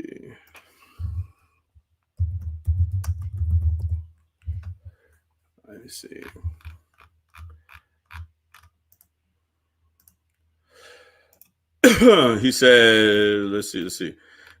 This is what DJ Vlad said, bro. And everybody boo this man. He said, Bad Bunny headlining the Super Bowl is strange to me. I'm glad he's getting such a huge opportunity, and that's the shade. That's when the shade comes. I hate when people do these passive aggressive fucking compliments. Like, bro, you're going to compliment me. And then right after you compliment me, you're going to fucking shade me, bro, over some stupid shit. I'm glad he's getting such a huge opportunity, but none of his songs are in English. Bro, what the fuck is wrong with you? You act like half of the Raiders fan base isn't fucking Mexican. You act like half of the 49ers fan base isn't fucking Mexican. Half of the Cowboys fan base isn't fucking Mexican. Half of every single fucking team that is fucking had made a dynasty for itself or made a fucking reputation for itself, a majority of their fucking fan base is Mexican and speaks Spanish, bro. The Raiders. Like, you know what I mean? Bro? The fuck? The Niners. Like, bro, you act like Mexican people don't watch football, bro. You act like people who speak Spanish don't watch football. Like, what the fuck is wrong with you? This shit is fucking stupid. But he says that people aren't going to like it because none of his songs are in English. And I don't speak Spanish. It's kind of similar to when people were saying people weren't going to fuck with Kendrick Lamar because all he does is rap and be lyrical. People aren't going to connect him at the Garden at the fucking Super Bowl because he's not making shit to make you twerk your ass to. Like, what the fuck do you want me to do, bro? What the fuck? Anyways, he's like, and I don't speak Spanish. Most of the audience at the Super Bowl won't speak Spanish. Only 14% of Americans speak Spanish. Cap, bro. Half of America knows Spanish. Half of America knows fucking, bro. What the fuck are you talking about? You know what's crazy, bro? I feel like Vlad is full of shit when he says this shit. This is him just getting mad that Bad Bunny's going to perform at the Super Bowl. I don't even think that he likes that Bad Bunny's going to perform at the Super Bowl. I think he's full of shit. Only 14% of Americans speak Spanish, so most of the television audience won't know or understand his songs either. And that's another thing, bro. So now you're saying that they won't understand the songs, but at the same time, do you really got to understand the song to catch a vibe? Because when I go to the club, bro, when I go downtown, when I go and party, everybody's dancing to Bad Bunny, bro.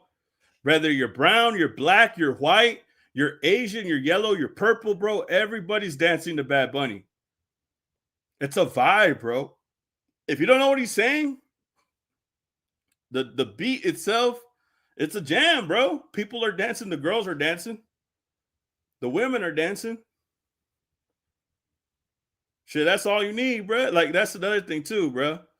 Is that despite, even if you know it or don't know it, it's still a vibe, bro. It's a vibe. It's entertainment.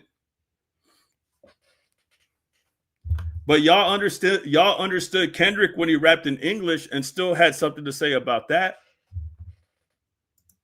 They always move the goalposts.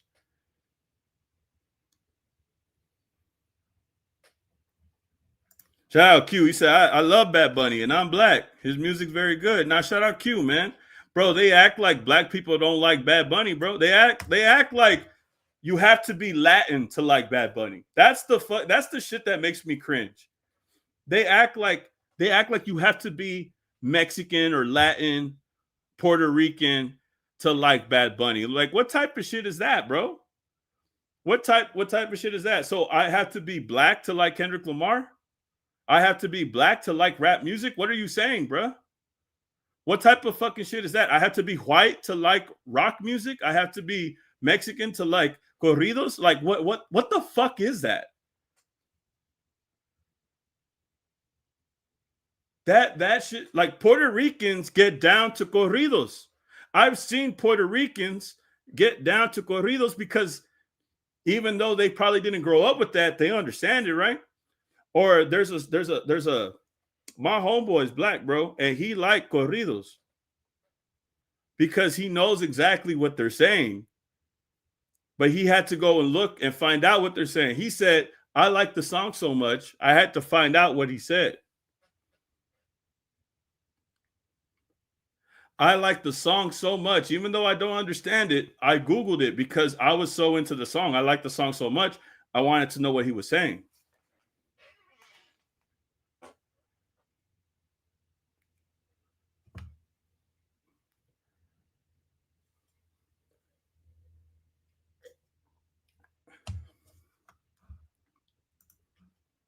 Only 14% of Americans speak Spanish. That feels like a fucking statistic that he pulled out of his ass. So most of the television audience won't know or understand his songs either. This sound like that racist side, but I don't think Vlad's racist. But that comes off very fucked up, off-putting. I can see him doing a major event like FIFA or World Cup. Now that's racist. That's racist because. When remember, everybody was saying, oh, Drake was going to do the World Cup. Drake was going to do the World Cup. There was nobody saying, oh, Drake can't do the World Cup because he has English songs and none of his songs are in Spanish. You see how they moved the goalpost? When they were talking about Drake doing the World Cup, remember, they were talking about that. No one questioned Drake doing the World Cup because he only raps songs in English. Nobody said that. Nobody gave a fuck. But because it's Bad Bunny, all of a sudden they're worried about people not knowing the songs because they're in Spanish. First thing he mentions is FIFA. Nah, bro, that gotta be racist. That's a little bit of racism. A little bit of racism. I'm not gonna hold you, bro. That's the little racist. Little racist. Not too racist, a little racist.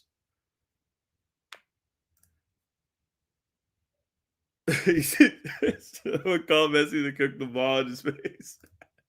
Not for real. Bro, that's fucking racist, bro. This is the most. This is Vlad, by the way. I just saw my screen was blocking that shit. Yeah, no, this is Vlad, bro. Apparently, this is how he feels about this shit. Bro's ridiculous, man. Completely ridiculous. Because even the people that we hate, academics will tell you. I ain't seen an academics video, but he'll even tell you himself, bro. Oh, yeah, Bad Bunny's, yeah, he got that. Like, everybody in media, hip-hop media will tell you, like, yeah, Bad Bunny got that, bro. Like, there's no way in and out. All these rap dudes, all these hip-hop dudes, they know Bad Bunny is the guy, bro. They know Taylor Swift is the woman, and they know that Bad Bunny is the guy, whether he's a Latin guy or not.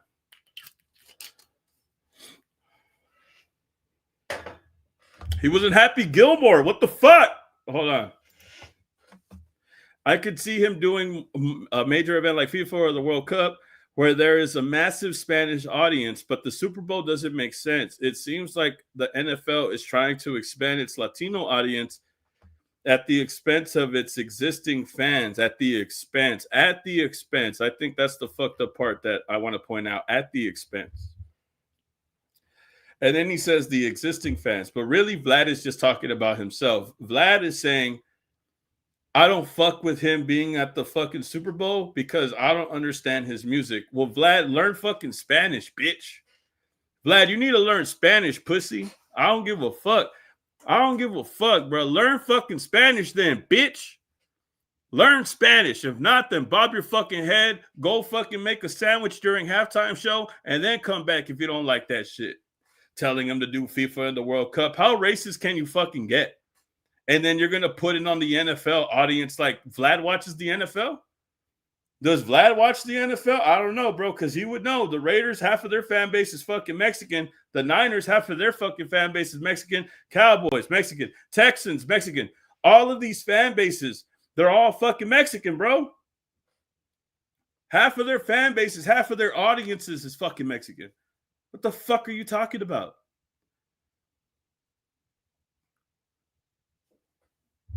It's dumb, bro.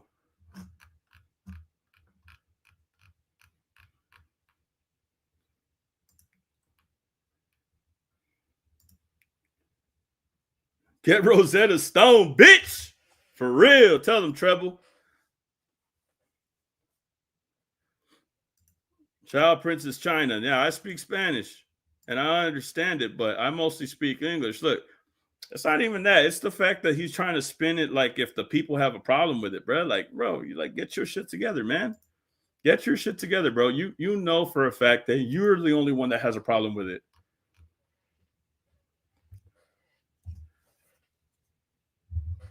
Yeah, what did he want? Did he want metal or country? Like, what did he want?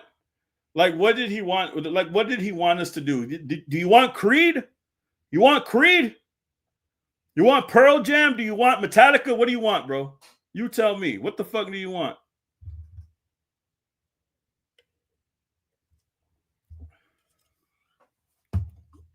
That shit crazy to me, bro.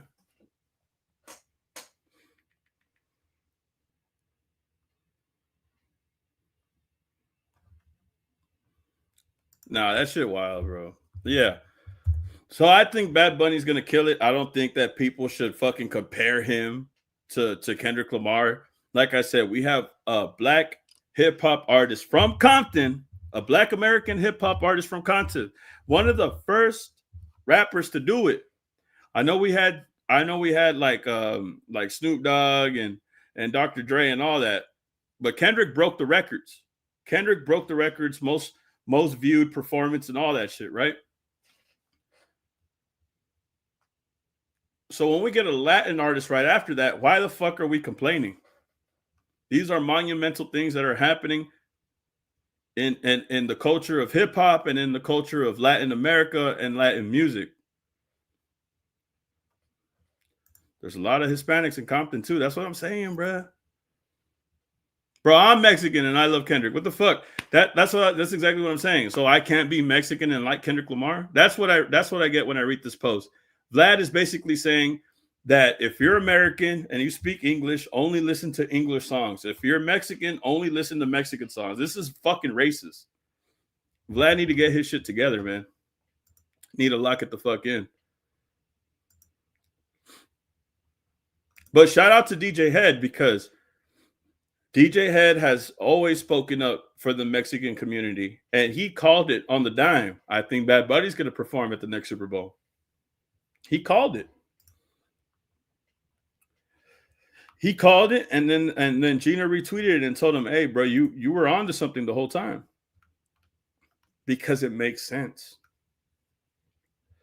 So big shout out to Bad Bunny for doing that. I think a lot of people, a lot of naysayers are going to hate for either secret, closeted, racist reasons, or because they're just ignorant, or they're just hating. They're just hate. That's all they do, just to hate, bro. That's all they do.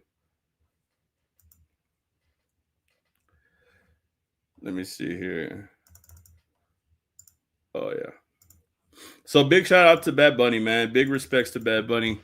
I think Young Thug had finally gave us the reason why he had actually canceled the show.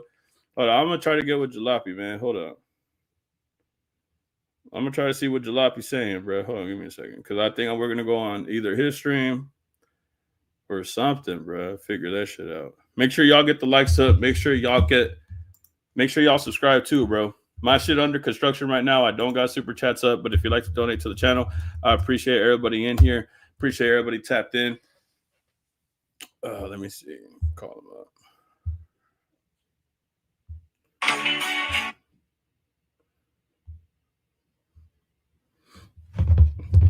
I'm gonna call him right now, y'all.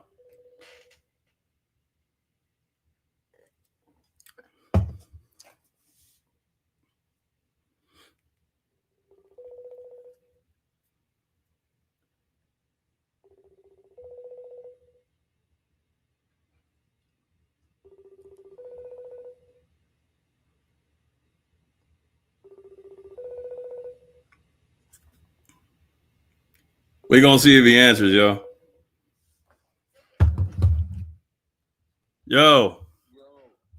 Yo, what you doing, bro? Yo, my fault. I forgot I had already had something planned, bro. Shut up. No, you didn't, bro. I did. Now, what you doing right now? I'm restructuring this video about this music video. Oh, you do it? On Wednesday. You driving the music? Is that the Dime a Dozen shit or no? Nah, it's some other shit. It's some shit with my homie, Baby OG.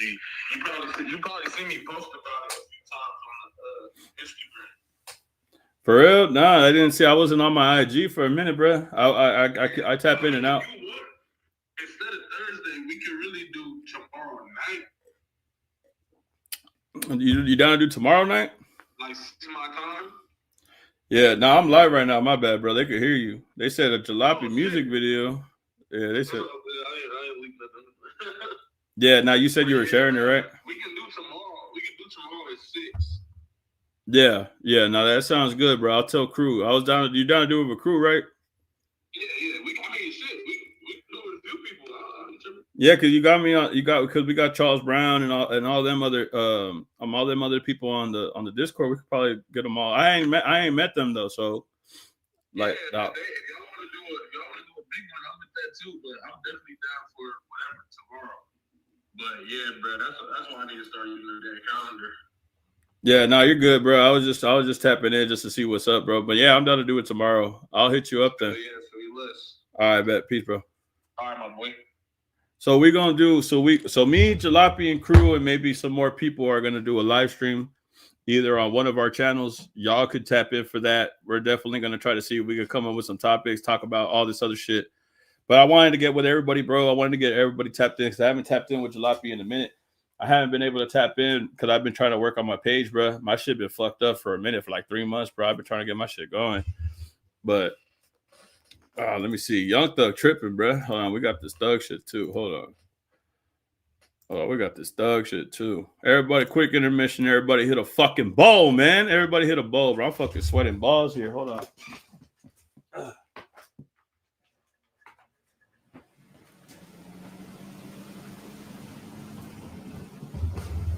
Big shout out to Juan for the $5 donation. I live in Colombia, bro. It's not Kendrick's fault. Shout out to Juan. Juan in the chat, y'all. Man, shout out Colombia, bro. I'm telling you, bro. Some people know, bro. It's not Kendrick's fault, bro. It's Colombia. It's the spot, bro.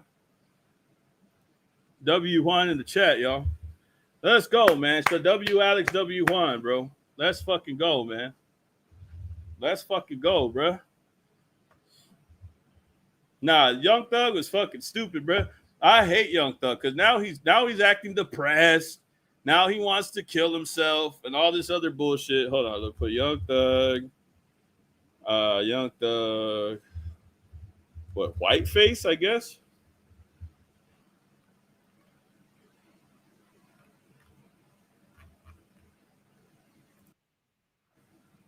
Still like serious to the point. I think type of one if you could hear this, y'all. It was just like some funny shit, but it's still like serious to the point where it's like I went with it. You know what I'm saying? But it really just some fun shit. Like we just like some funny shit. You know, in our hood, we always joked and played. You know, I got a lot of white friends and shit, but we always joked and played in my hood. Like, shit, you want to be the biggest, go white. You know what I'm saying? And that's why I said when I put the album cover out, hey, if you want to be the biggest, go white. Yeah, you watch school. You know, we just talking shit because there's so many big black people. I'm one of them. You know what I'm saying? I understand. We just If you want to go the biggest, go white. I'm starting to feel like Young Thug has been hanging out with Vlad too much. I'm starting to think that Young Thug been hanging out with Vlad. That's the same sentiments that I'm getting from Vlad when he was talking about Bad Bunny doing the fucking Super Bowl. Oh, just go white, bro. If you want to have so much success, just go white. We don't need a Latin artist doing the Super Bowl. We need a fucking white man doing the Super Bowl. We got Young Thug fucking cosplaying, doing whiteface, trying to fucking say some stupid shit like, oh, just go white. Is that why you want to do shit with Morgan Wallen, bitch? Is that why you want to get on a song with Morgan Wallen? You fucking sell out piece of shit. You know that if you went white, that you're going to go right. That's what you're saying, right? That's what you're saying, right? So full of shit, bro. Just stay true to yourself. Stay true to your skin tone. And fuck the other shit that people want to rock with. If people rock with you, they rock with you. If they don't fuck with you, they don't fuck with you. Why are you trying to appease to the white audience? You know, if you made a song like Ninja, you knew that all these 15-year-old white kids were going to fucking make TikToks about them, make TikToks with your song so you could go viral. Now, a rapper that we once knew who was acclaimed to change the generation of artists before him or after him, all of a sudden is now trying to appease to the TikTok audience. Now he's trying to go TikTok viral. So fucking humiliating when you know that this man had been alleged to change the genre, to change it up and inspire a generation. Now he wants to appease to the generation of racist 15 white kids to fucking drop a fucking shitty white boy album. Because he wants to go white. A lot of white friends and shit, but we always joked and played in my hood like, shit, you want to be the biggest, go white. You know what I'm saying? And that's why I said when I put the album cover out, hey, if you want to be the biggest, go white.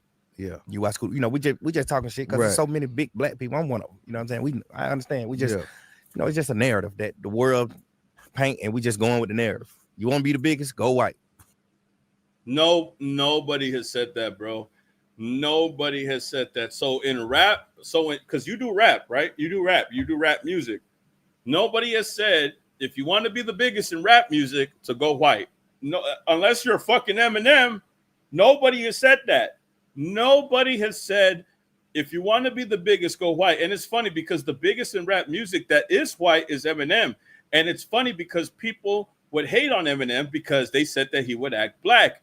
But Eminem wouldn't act black. Eminem was just poor. And he grew up with the environment that he was around. His best friend was proof. His best friend and the environment that he was in was poorer than poor. And Eminem only got that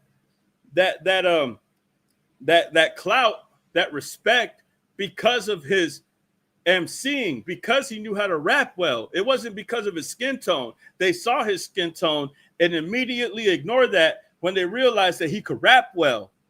After they realized that so when you're saying to go the biggest in what? Because the biggest that you're trying to be is in rap, because that's what you do. To go white, that doesn't make any sense when you're in a black dominant genre. Michael Jackson went white for this. You know, all listen, we know that ain't true. We know Michael Jackson didn't do, you know what I mean? We just go with the motions. Like but it's just all fun. Like I just did it on some shit like, shit, I want to be the biggest in the world. How can I be the biggest?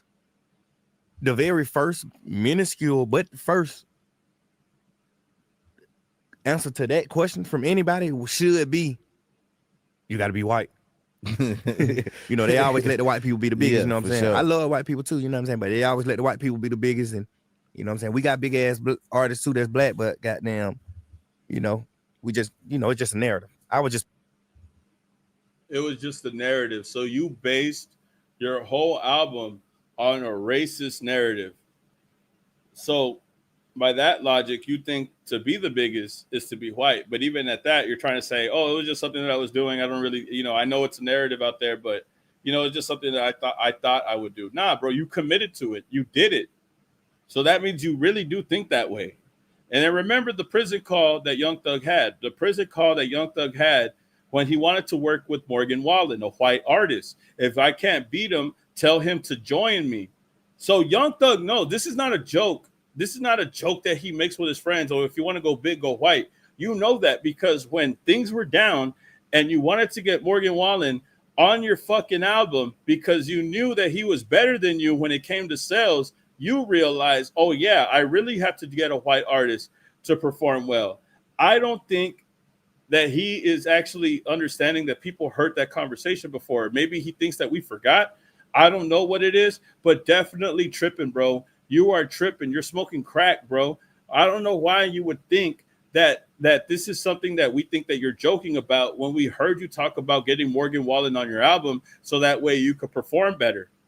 And then what's crazy is that this album didn't even perform well. Gunna outsold this fucking album in first day streams on Spotify. Pushing the envelope a little bit, man. Just shit. You want to be the biggest nigga in this motherfucking world? Nigga, you gotta be Eminem, nigga. You gotta go white. You know, I just put the white album cover out. You know, I'm just talking shit. Again, like I said, Eminem wasn't big because he's white. He was big because he was wrapping circles around everybody in that fucking year. Every year that Eminem was active, he was blowing up. Why? Because he was backed up by a Dr. Dre, who was a black artist, who came from that area. He was getting backed by the people that he grew up with. And then it was his lyricism. Lyricism is the reason why Eminem was big. It was not because he was white. It was because who he was tied with. Dr. Dre, Aftermath, his lyrical skill. It wasn't because he was white. It was because he was skilled. Right. You know what I'm saying? Yeah, it's just all fun shit, though. It ain't no, you know what I'm saying? I'm not with none of the politics. And no, I ain't with none of that political shit. Right. Man. We having fun. It's music. And it's not. And you know, you shouldn't take it so serious. You know, it's not like we can make it out alive anyway. Right. That had to have been the most ignorant shit that I ever heard when he talked about Eminem only being famous in rap because he's white. That is the stupidest shit. And this guy just saying, right? I don't know if he questioned him or not, but it sounds like he just being a yes man, bro. Because anybody that knows hip hop would have just told Thug straight up, Eminem was skilled. It wasn't because he was white. It was because he was talented, bro. That is the only reason. Eminem knew that him being white had got a lot of people's attention, but he knew that wasn't the only thing that was going to keep him afloat. Look at Vanilla Ice. Vanilla Ice was somebody who was white and that was rapping, but then he wasn't as real as Eminem. And people exposed that he was fake. His dad was a doctor. He was a rich kid. He's just like Drake. Vanilla Ice is just like Drake. He was a rich kid. He didn't know the culture. He wasn't a part of poverty. He didn't know anything about rap to begin with. They just gave him a rap song and told him to sing Ice Ice Baby. You know for sure that if you're white in the rap game, look at Slim Jesus. Everybody shitted on Slim Jesus. Just because you're white doesn't mean that you're going to go big in rap. So that fucking narrative is so fucking stupid. Slim Jesus got shunned because he was white and said that he was not from the hood, but he was rapping about hood shit. Immediately turns people off. Lil Tecca is black. And Lil Tecca was getting criticized because he was lying in his raps. A lot of people didn't shun Lil Tecca that much because he was just being real and honest about it. But it goes to show sometimes when you have lyrical capability, people don't really give a fuck what skin color you are. As long as that shit is hitting, it doesn't fucking matter. We having fun. It's music. And it's not. And, you know, you shouldn't take it so serious. You know, it's not like we can make it out alive anyway. Right. We all gonna die no matter what. No, facts. So it's just like you got to choose to be happy and put in the world what you want to put in the world and the legacy you want to create for yourself, because that's what it's about. Right. Now, again, tripping, horribly tripping. I think it was just, and I think this was him making an excuse. Like, it was like he made this album, and again, don't get me started on the shitty AI, but the whole thing that I'm thinking is he fucking made this fucking album. He tried to fucking make like a narrative to it, but really there was no concept to this album, bro. It's a shit album. It's so bad. It is just so bad because you know that the first track that you play, it turns people off. The first track that you have is called Ninja, and you're dropping the hard R. Nobody wants to hear that shit. Nobody wants, as soon as people hear that first track on the album, they're going to check out. They are not going to even indulge in the other bullshit. And then you have these fucking weird ass like these features are obvious. These feature, like you have a song with 21 Savage. Oh, great. Well, like 21 Savage is on everything. Like these mainstream features, like 21 Savage has a feature. Cardi B has a feature. Lil Baby has a feature. Like, and no shade to Cardi B, because she probably rap better than Young Thug on the project that they were on. But the whole thing that I'm trying to say is these are just fucking somebody trying to make radio hits, also trying to get attention on the album. Let's get everybody to talk about it. Let's get everybody to talk about my album by doing something controversial. Let's get some shock value. But that doesn't reciprocate well with the people, because Gunna outperformed you on first day streams. Gunna outperformed Young Thug on first day streams. That's how fucking bad this album is. Everybody praised Young Thug. Everybody loved Young Thug, but he couldn't outperform Gunna in first day streams. Gunna's album,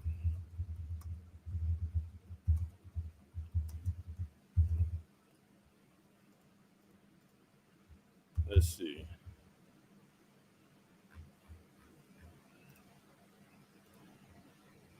It says here, Young Thug's UI Scuddy earned 9.6 million first day streams on Spotify. Gunna's The Last One earned 18.7 million first day streams on Spotify. So what does that tell you already? What does that tell you already? This guy could not perform to save his ass. He underperformed. This album is dog shit. And the numbers are out, and people could see that this album was not it, bro. You underperformed the fuck out of this album. This is horrible. How is the guy that you've been dissing constantly? You had the public dissing him constantly. You had everybody behind your back. But when both of y'all drop an album, first day streams, we got 9.6 million from you, and we got 18.7 million from Gunna. How the fuck does that even work? You know why it works? Because he dropped a better fucking album than you. You did horrible. You did dog shit. This shit is bad. It is so bad. And now you're depressed. Now you want to kill yourself. Because now that's the narrative that's out there. Now Young Thug wants to kill himself. All of a sudden, now he wants to commit suicide, allegedly. But this is what he was saying. Okay, so Young Thug depressed. Hold on.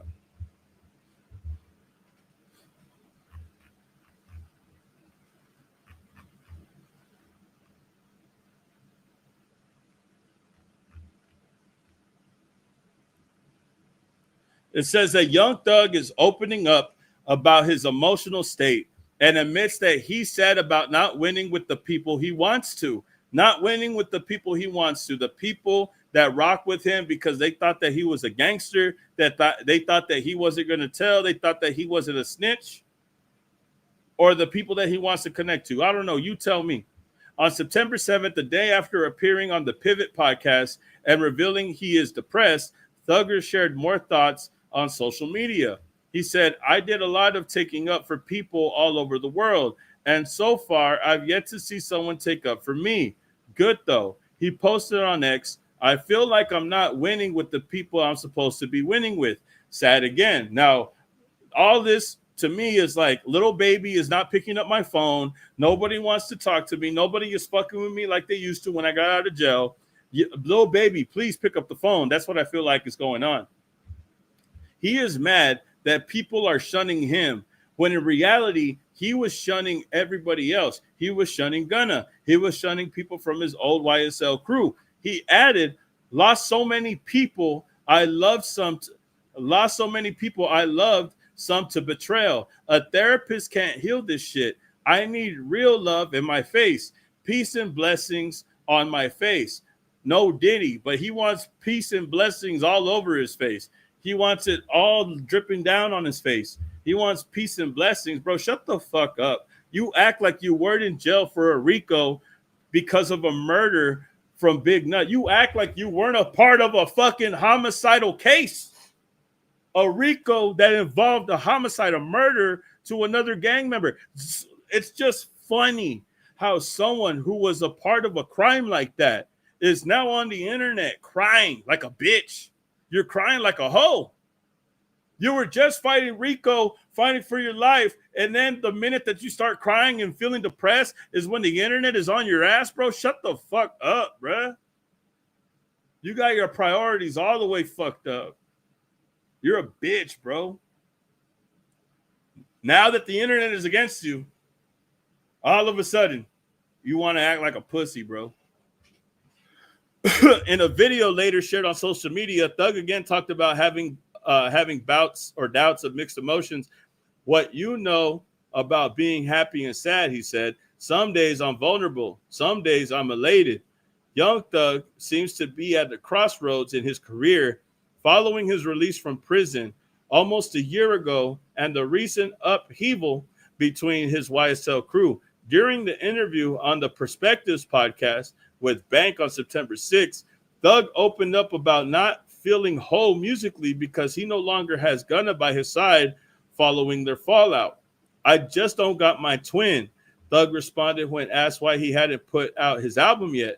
I don't got my friends. I'm fucked up. And needless to say, he still decides to put out a fucking album. But the only reason why we get this album is because people have been on his ass. I feel like this album was rushed. I don't feel like any of the songs are going to do well. The only song that reached the top 200 billboards was Ninja, and it's sitting at number 60, which means that in the next 2 weeks, that song is going to go down. And the only reason why that song will stay on the billboard is because he's saying racist ass shit that 15-year-old white kids are going to cling to. That's the only reason why people are going to fuck with that. It's not the people, just racist white kids. That's the only reason why it would stay on the billboards. But it's already at 60. It's not even going to do well. It's already underperforming. He underperformed so bad. Now he's depressed and copping pleas online. This is the guy that just beat a Rico, allegedly, got fucking 15 years of probation because of a Rico. And this Rico involved him in a homicide. But when the internet starts fucking piling up on you, that's when you feel bad. That's when you feel sad. So during Thug's recent appearance on the Pivot podcast, he also spoke about how the aftermath of his leaked jail calls showed him who was there for him and who wasn't. He listed Lil Baby, Drake, and 21 Savage as people who stuck by his side.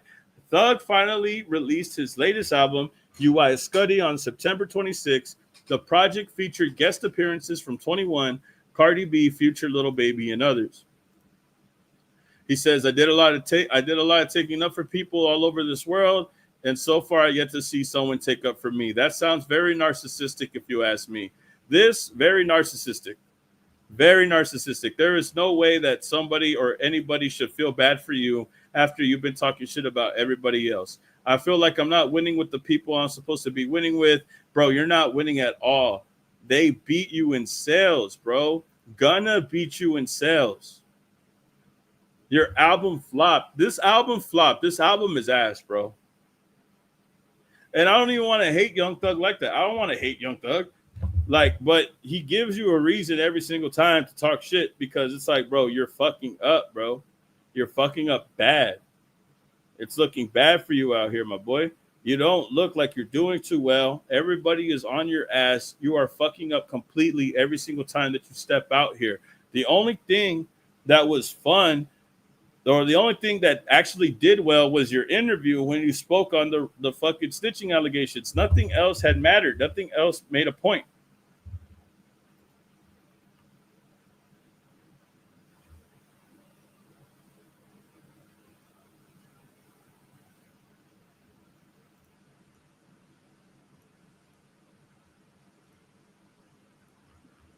Sad again. So now he's depressed. I think there was this other one too where he talks about I think it was his son. Hold on.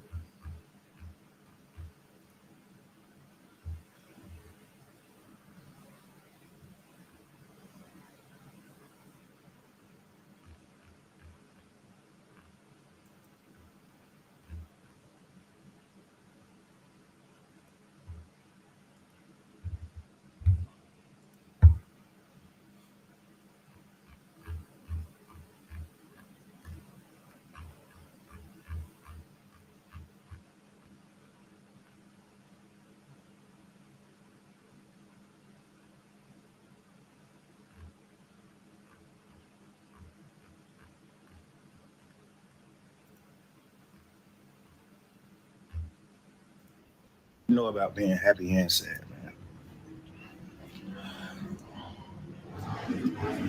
man. Tell me how to just be, you know. I'm happy and I'm sad. Shit crazy. Some days I'm vulnerable, some days I'm just like elated, happy to be here. And some days just like bullshit.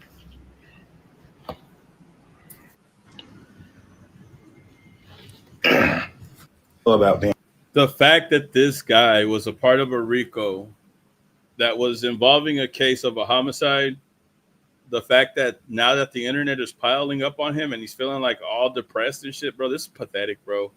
You act like you weren't a part of taking somebody's life, allegedly, I guess. I don't know the fuck how that shit ended. But this is real bitch behavior, man. This is real bitch behavior. And imagine how Rich Homie Quan felt. How did Rich Homie Quan feel? You think Rich Homie Quan felt the same way before he died? Do you think the way that you feel right now is the same way Rich Homie Quan felt when you put him in that position? Did you give a fuck on how he felt after that shit?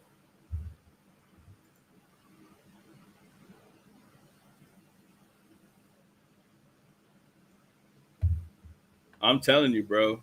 They play victim, bro. They play victim constantly. And the only reason why he's trying to get this sympathy is because he's trying to fucking sell this fucking album. He knows that the album is not doing well. He knows it's not doing good. And now he's trying to cop please. Oh, I'm depressed. Oh, I'm fucking sad, bro. I don't want to hear that shit. That's not how you were talking behind the fucking jail call.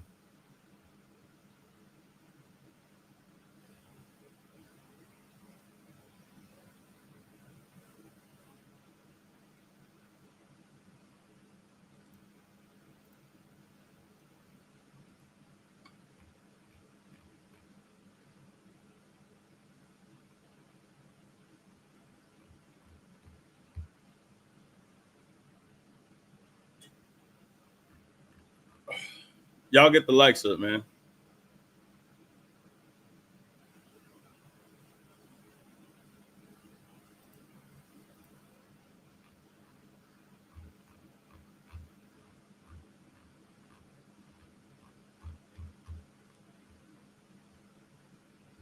Let's see.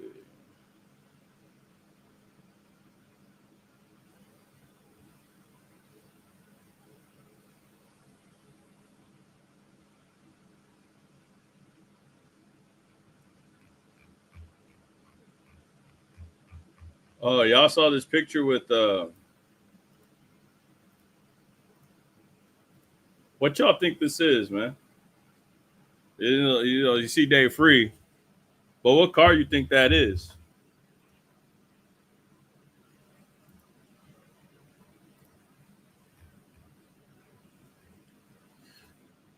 What's up with this car, y'all? Y'all think this has anything to do with the GNX? Y'all think? I don't even think this is a GNX. First of all,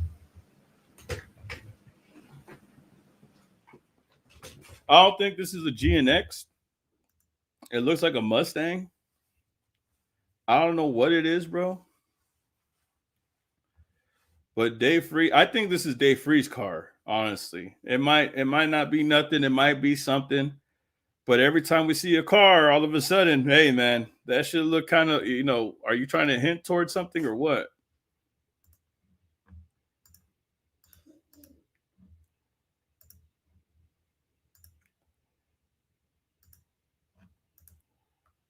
Looks like a Honda. A Honda is crazy.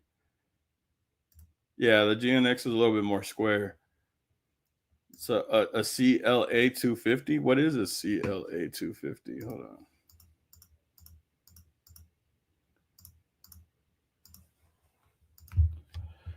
CLA 250. Let me see. A Mercedes? A Mercedes? Perhaps, maybe.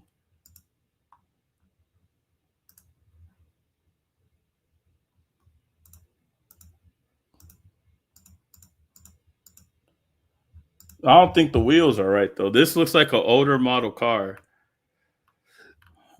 Someone said my friend legitimately a savant with this stuff, or for whatever it's worth. They said it's a Ford Fusion from roughly 2008. A Ford Fusion. A Ford Fusion. Hold on. Ford Fusion 2000. You got to be kidding me, man. You know what? I actually don't think he's lying. I don't know. Ford Fusion is crazy, but it kind of looks like the same, bro. Hold on.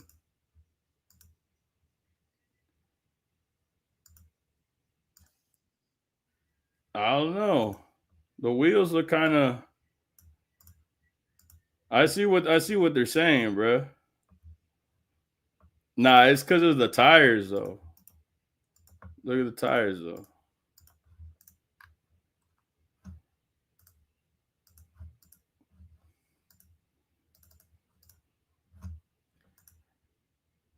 They do got the similar tires, but I doubt that it's a Ford Fusion.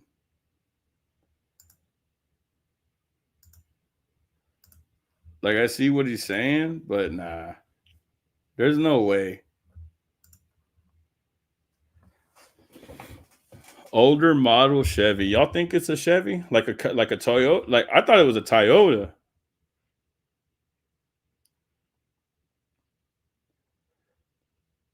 The tires are stock. From what I'm looking at, it looks like the tires are stock.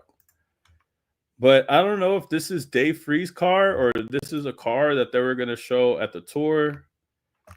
Someone said a Toyota. I don't think it's a Toyota. It has to be like a Mustang, right? 2008 Mustang. Let's look up 2008 Mustang.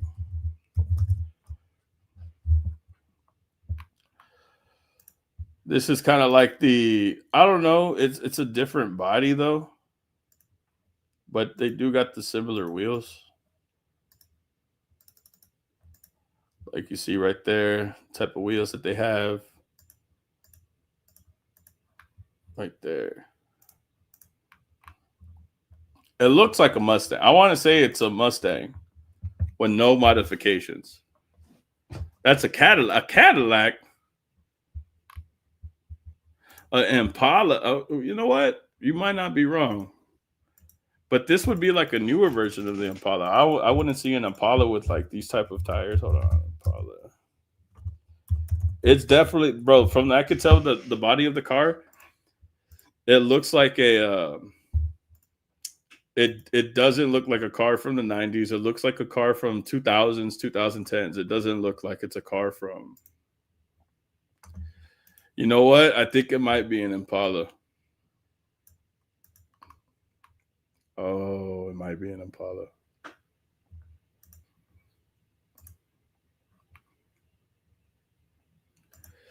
Yeah, like it might be like an Impala. So does it have like a back? No, it doesn't have a back right here. But all of this looks stock to me. All of it looks stock, unless like it's white at the bottom. No, nah, he covered the fuck out this shit. Is it not white at the bottom? Hold on. Yeah, it's white at the bottom. I thought it was a thing. No, it's white. It's a white car. Oh, it is a white car. Well, damn, nah. Yeah, it is a white car. Hold on.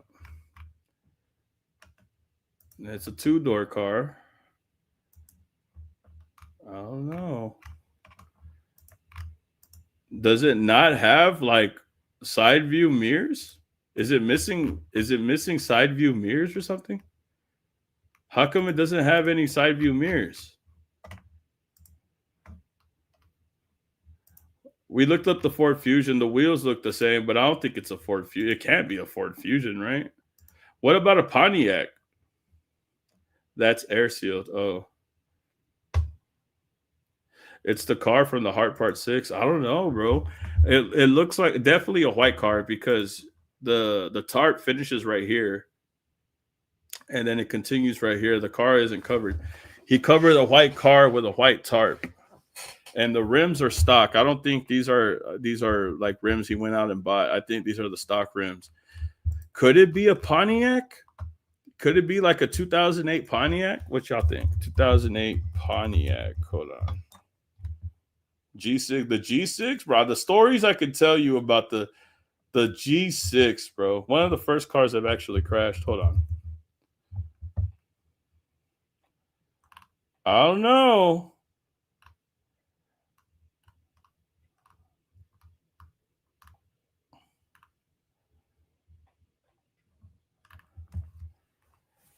The Pontiac, nah, the tires don't look the same, but I feel like it kind of reminds me of this.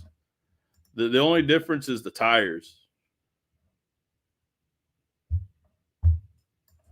Look at this. Look at this.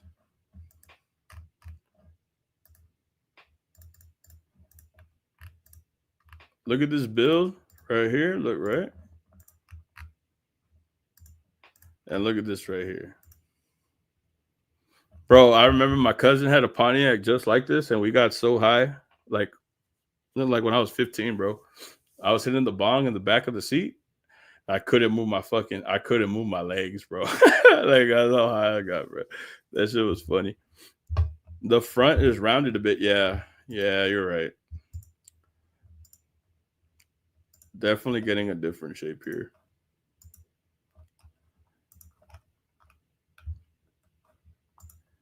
Yeah, I feel like it has to be stock.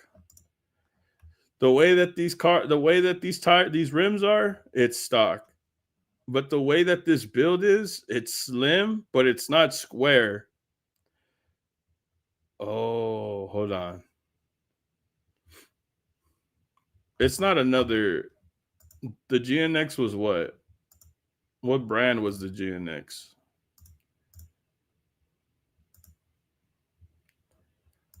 What brand was the GNX?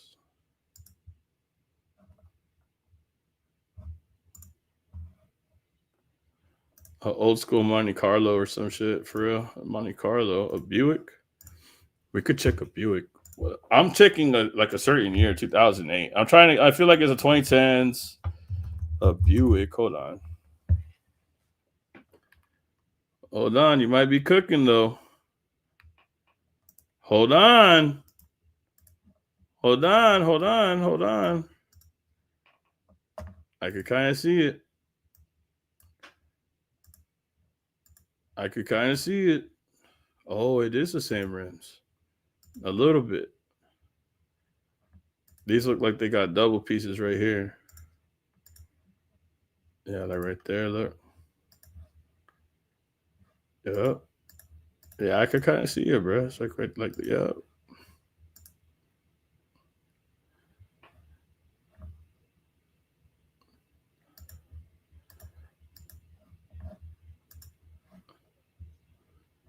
That's a Toyota. Is it a Toyota? I don't know, bro. I can't tell. Hold on, let me see. For sure, these rims are giving me like 2008, 2010s. Like, these rims are like stock for sure. Hold on. Why would he have a Toyota? Why would he be posted in the back with a Toyota? The rims for the Toyota don't look like they go with it, bro. I'm not even gonna lie. Maybe, let me see.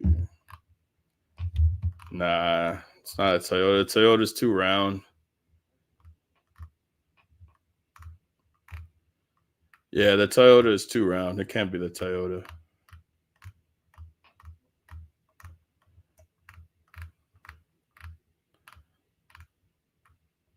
Nah, it's not the Toyota.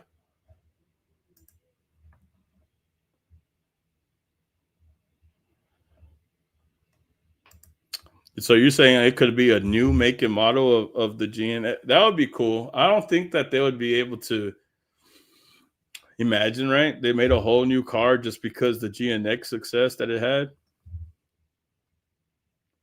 Dave is hiding the mirrors. Yeah, that's what I was saying. He doesn't, like, the car doesn't have mirrors on it. Like, if you zoom in, I know it's a 4-door car because you could kind of see like the print of the handle right here. But yeah, nah, he doesn't have the windows right there. It starts to make like a round shape right here. I know for sure it's not a GNX. Oh wait, hold on. I'm starting to see like this thing right here. Just a weird picture to take.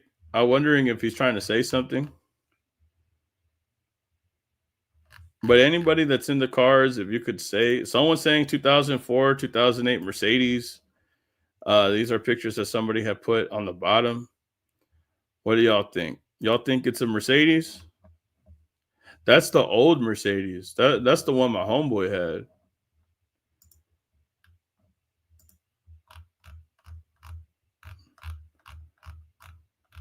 A Camry. That one's too new. That one possibly. But it doesn't have this back shit right here and then this shit at the top. It doesn't have any of that. 2003 Corolla. It's a Corolla classic. Like, I feel like this is just one of those cars. Like, when I look at this car, when I look at the wheels, it reminds me of one of those cars that you got like as your first car. You know what I mean? Like the Pontiac, the Ford, the Camry. Like, those are like the cars that you first get. Like when you're starting off, like like as your first car, your first purchase by yourself. Like my first car was a Ford Focus, and then I got a Toyota Camry. You know, like my homeboy got a Pontiac G6. My other homeboy got an older Pontiac. You know, my other homeboy. You know, it's kind of just those cars that you just get in the beginning, bro.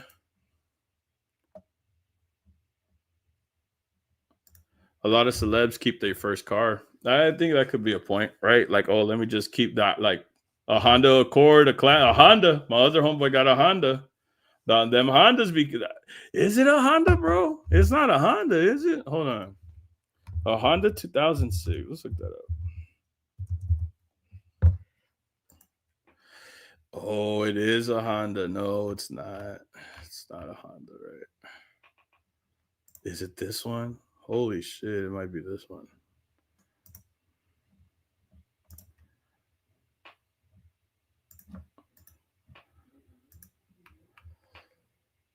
I don't know. The top, yeah, the wheels, nah, but the front, yeah, like the way that it's slanted like this. For sure, I feel like Dave Free is paying homage to his first vehicle. It looks similar to like somebody's starter vehicle. And that's only because you can't see like the symbol, right? If it's a Mercedes, if it's something else, then obviously not, right? Because nobody's starting off with a Mercedes, right? Unless like you grew up in the suburbs and shit. But when I get like a vibe of like a Pontiac, like a Honda Accord. I don't know why. But then again, we don't know why Kendrick liked the GNX. And then we find out that the GNX was the fastest car, you know, than the Ferrari at the time, than the cars that Ferrari was making. So there's a little bit of lore, you know, kind of like shoes and cars. They all have their own lore. Oh, we made this vehicle because of this, or we made this because of that. So maybe there's some type of storyline, or maybe there's a background story to this vehicle and why he has it. Because I don't think that it's like a super rare vehicle to have, or an expensive vehicle to have. I just think that it's a car that probably has sentimental value to him, and that's why he keeps it around.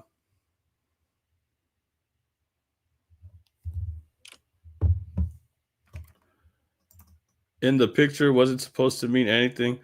There wouldn't be a veil on the car. Something is going to be unveiled. Yeah. Dave Free is about to drop his first EP. Nah, I hope, bro. I hope he drops something. If Dave Free drops something, start talking this shit, I wouldn't mind. I want him to make a song on how he pulled up on academics and almost beat his ass. I would like to hear a song about that. And I pulled up on academics, and I did, you know what I'm saying? Like, you know, I like that shit. I fuck with that shit. He was driving from the hospital in the GNX from his pops. Oh, yeah, that's it. Shout out to the boy, man. That's the car he came home in after birth. Like this is the same storyline. Like, yeah, and this is the car that Dave Free came home with after birth. Might be a Camry. It might be a Camry. It might, you know what? You might be right. It might be a Camry. He was born that year. If the picture wasn't supposed to mean anything, there wouldn't be a veil on the car. Something is going to be unveiled. That's what I keep thinking, bro. The white tarp, I think, is because the car is white itself, and I don't think he wanted to give away the color. But you could see at the bottom of the picture that there is definitely like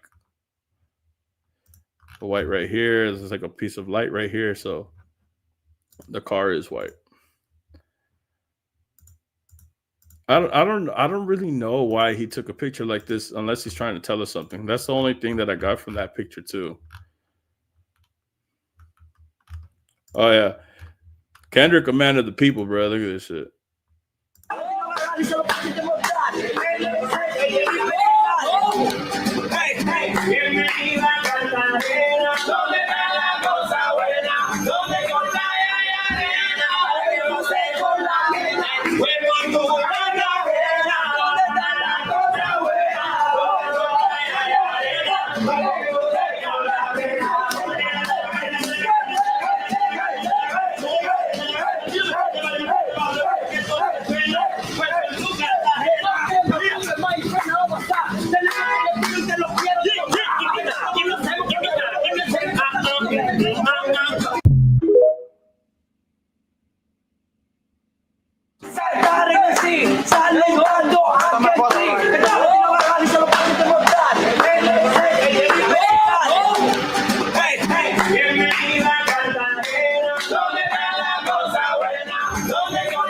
That shit's funny, bro. Like, they were really hating on this guy. They fucking loved him, bro.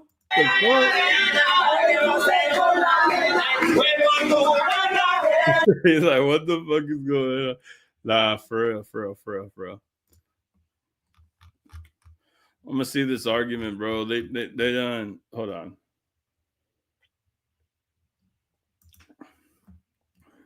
Kendrick looked confused.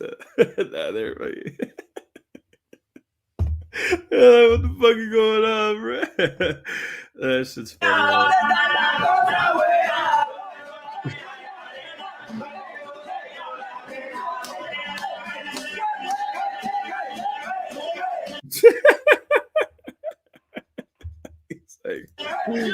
That's just funny, bro. That's the video I was trying to pull up earlier. I couldn't fucking find it. This shit's hilarious.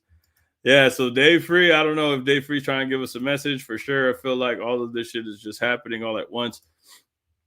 Another thing too, this has been something that people have been talking about a lot, you know, getting back to the David thing. Final hours, final thoughts, bro. Before I get off, I got somewhere to be in like the next 30 minutes, the next hour to 30 minutes. Hold on. Y'all make sure y'all get the likes up. I appreciate everybody that's tapped in the building. Appreciate everybody that's in here. Final thoughts, man. I don't think the narratives out there are working, bro. I think all this shit is bullshit. Kendrick is going to do his thing. If he canceled, it's because the stadium was horrible. He didn't want to put people at risk. Young Thug is depressed, but he made other people feel depressed. He made Rich Homie Quan feel depressed.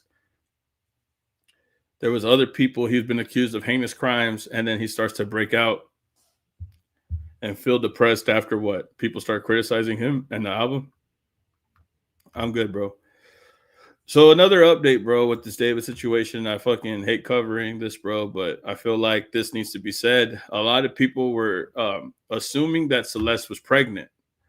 A lot of people assumed that Celeste was pregnant, and that's why David had murdered her. Well, it turns out that the death certificate defers cause of death, but it also says that she wasn't pregnant. So this is the County of Los Angeles Public Health. Apparently, this is the says informational, not a valid document to establish identity. But the cause of death is deferred, and apparently this is the proof that shows that she wasn't pregnant during the time of the crime.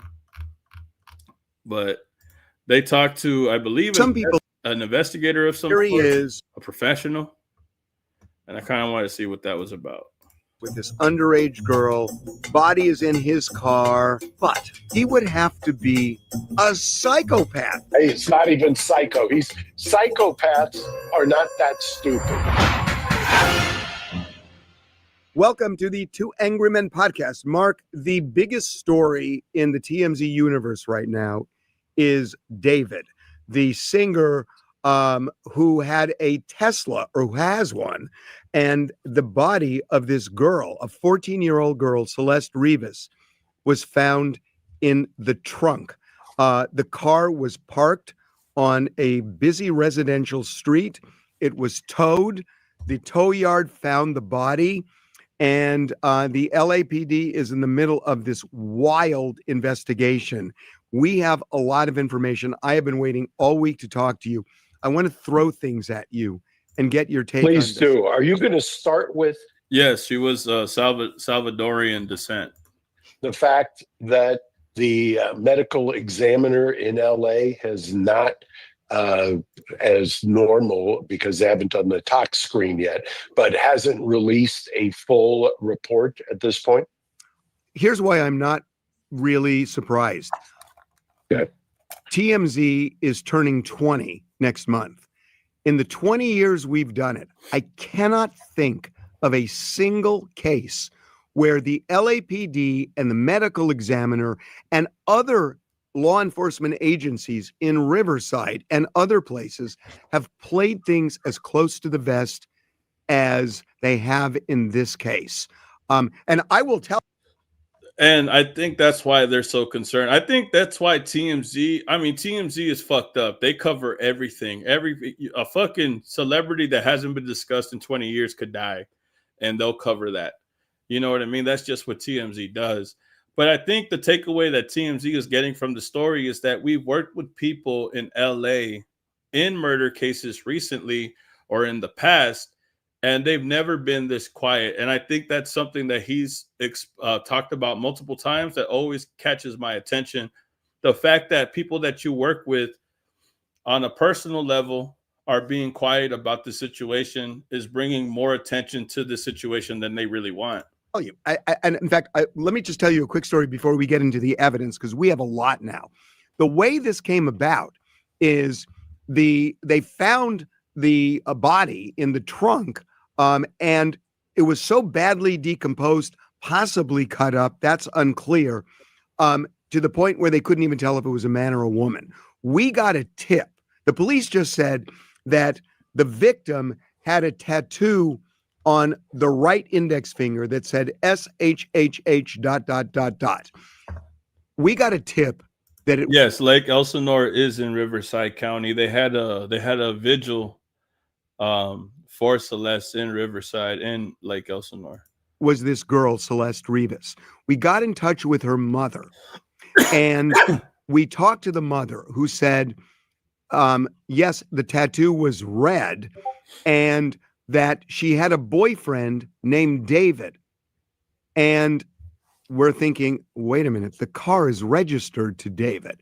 So I called the LAPD. I called robbery homicide, and I called them to give them her number and her name so that maybe this was the girl. And they didn't return my call. And I thought, wait, when did you call them? What date? It was around September 5th when this all came out, before they knew who she was. All they said was, we're trying to figure out who it is. And I thought, well, maybe it's her. So I called LAPD, and I think what they thought was I was just trying to get information. So they didn't call me back. Right. So I call them the next day, and this is no disparagement to robbery homicide, but they were annoyed that I was even calling. And I said, guys, I want to give you something. And I told them. And when I said that she had the tattoo and it was red, I could hear something, because they hadn't released that it was red. And it was red yet. And I just heard. By the way, at what point since September 5th, because you mentioned something that's fascinating to me, it's been reported that the body was dismembered. It's been reported that it was in there for a while. I don't believe, based on what I've seen so far, that you can make a definitive or draw a definitive conclusion. At this point, absent some pathologist going in there and actually trying to discern whether it's a dismemberment or it's just part of the decomposition process. You know, I was having that exact discussion with somebody 5 minutes ago. So I hear you. So look, we left the information, we gave them the information, and that was the last we heard of them. They have been so locked down in such an unusual way. And I'm just going to say it, that why do you attribute that to? I don't know. We have sources that normally are available to us. Nobody's available. I mean, it's. Well, I was going to say, don't take this the wrong way, but TMZ, as you mentioned, is almost 20 years old or is 20 years old. You've had a very robust relationship with the LAPD over those 20 years. So it is strange for me, at least, based on what I've seen over the years, that they have clammed up over this. And that's why I'm asking, you've got to have a gut on that. Yeah, my gut, look, okay, here, let me lay it out on what we have, and then we can talk about it, because I'm telling you, a lot of people think David is the guy who did this. And I know that, and there is evidence, I think, that he's guilty, Your Honor. He fucking did it, bro. I don't want to hear, bro, we'll keep it alleged, bro. But I am for sure 100% certain, in my opinion, that David could have been the one to do that. It's that way, but I think there's evidence that points in a different way too. So let me tell you what we know. So David owned the car and the body was found in the car. We also know from people we've spoken with and photographs we have that there is a real connection between David, who was 20, and Celeste, who was 14 when she died. And that we have talked to people who were around them, went to parties with them, and that they assumed they were boyfriend, girlfriend. Celeste, who had run away from home, presented herself like she was 18 or 19. She had multiple fake IDs. And the people at the various parties, when they found out she was the victim, they were stunned. They thought, my God, she had apparently passed herself off as being a USC student. Bro, and I want to tell y'all again, I talked about this in the last live, bro. Watch Alpha Dog. Alpha Dog is based on a real story. Y'all, you don't even got to watch the movie. Look up the real story of Alpha Dog. That kid was 15 when he got kidnapped. The thing that people aren't talking about is the kidnapping part. We talk about the grooming. We talk about the statutory R-word relationship. We talk about her getting murdered, and if it was David. The one thing that people aren't mentioning or failing to mention was that he harvested a child that ran away. It's not running away. She ran away and he kidnapped her. Because at this point, and that's the problem. That's why I'm telling y'all to watch Alpha Dog. In that story that's based on a true story, they kidnapped that kid. When you kidnap somebody, you face charges already off bat. And if you commit crimes after kidnapping that individual, if you commit crimes to them, you face life after that. People were talking about her being pregnant. TMZ said that she was never pregnant. Her death is deferred, but there's no report of pregnancy. So if that is the case, then that means that pregnancy wasn't the issue of what David had, that a lot of people speculated she could have been pregnant. He was worried that people were going to find out that she was pregnant. All of that is dead. All of that is not real. What's real is that he kidnapped a minor. You see, there's one thing for somebody to run away and to go with people. Oh, let me sleep over at a friend's house. Let me move from that friend's house. Because I ran away before, bro. I've had a fucked up childhood, at one point in my life. And I did run away. I ran away to my homeboy's crib. And it might be different because, I'm not weak. I feel like I'm a strong person. I felt like when I ran away, I kind of had my head on my shoulders right. I ran away when I was 15 also. I ran away to my homeboy's crib.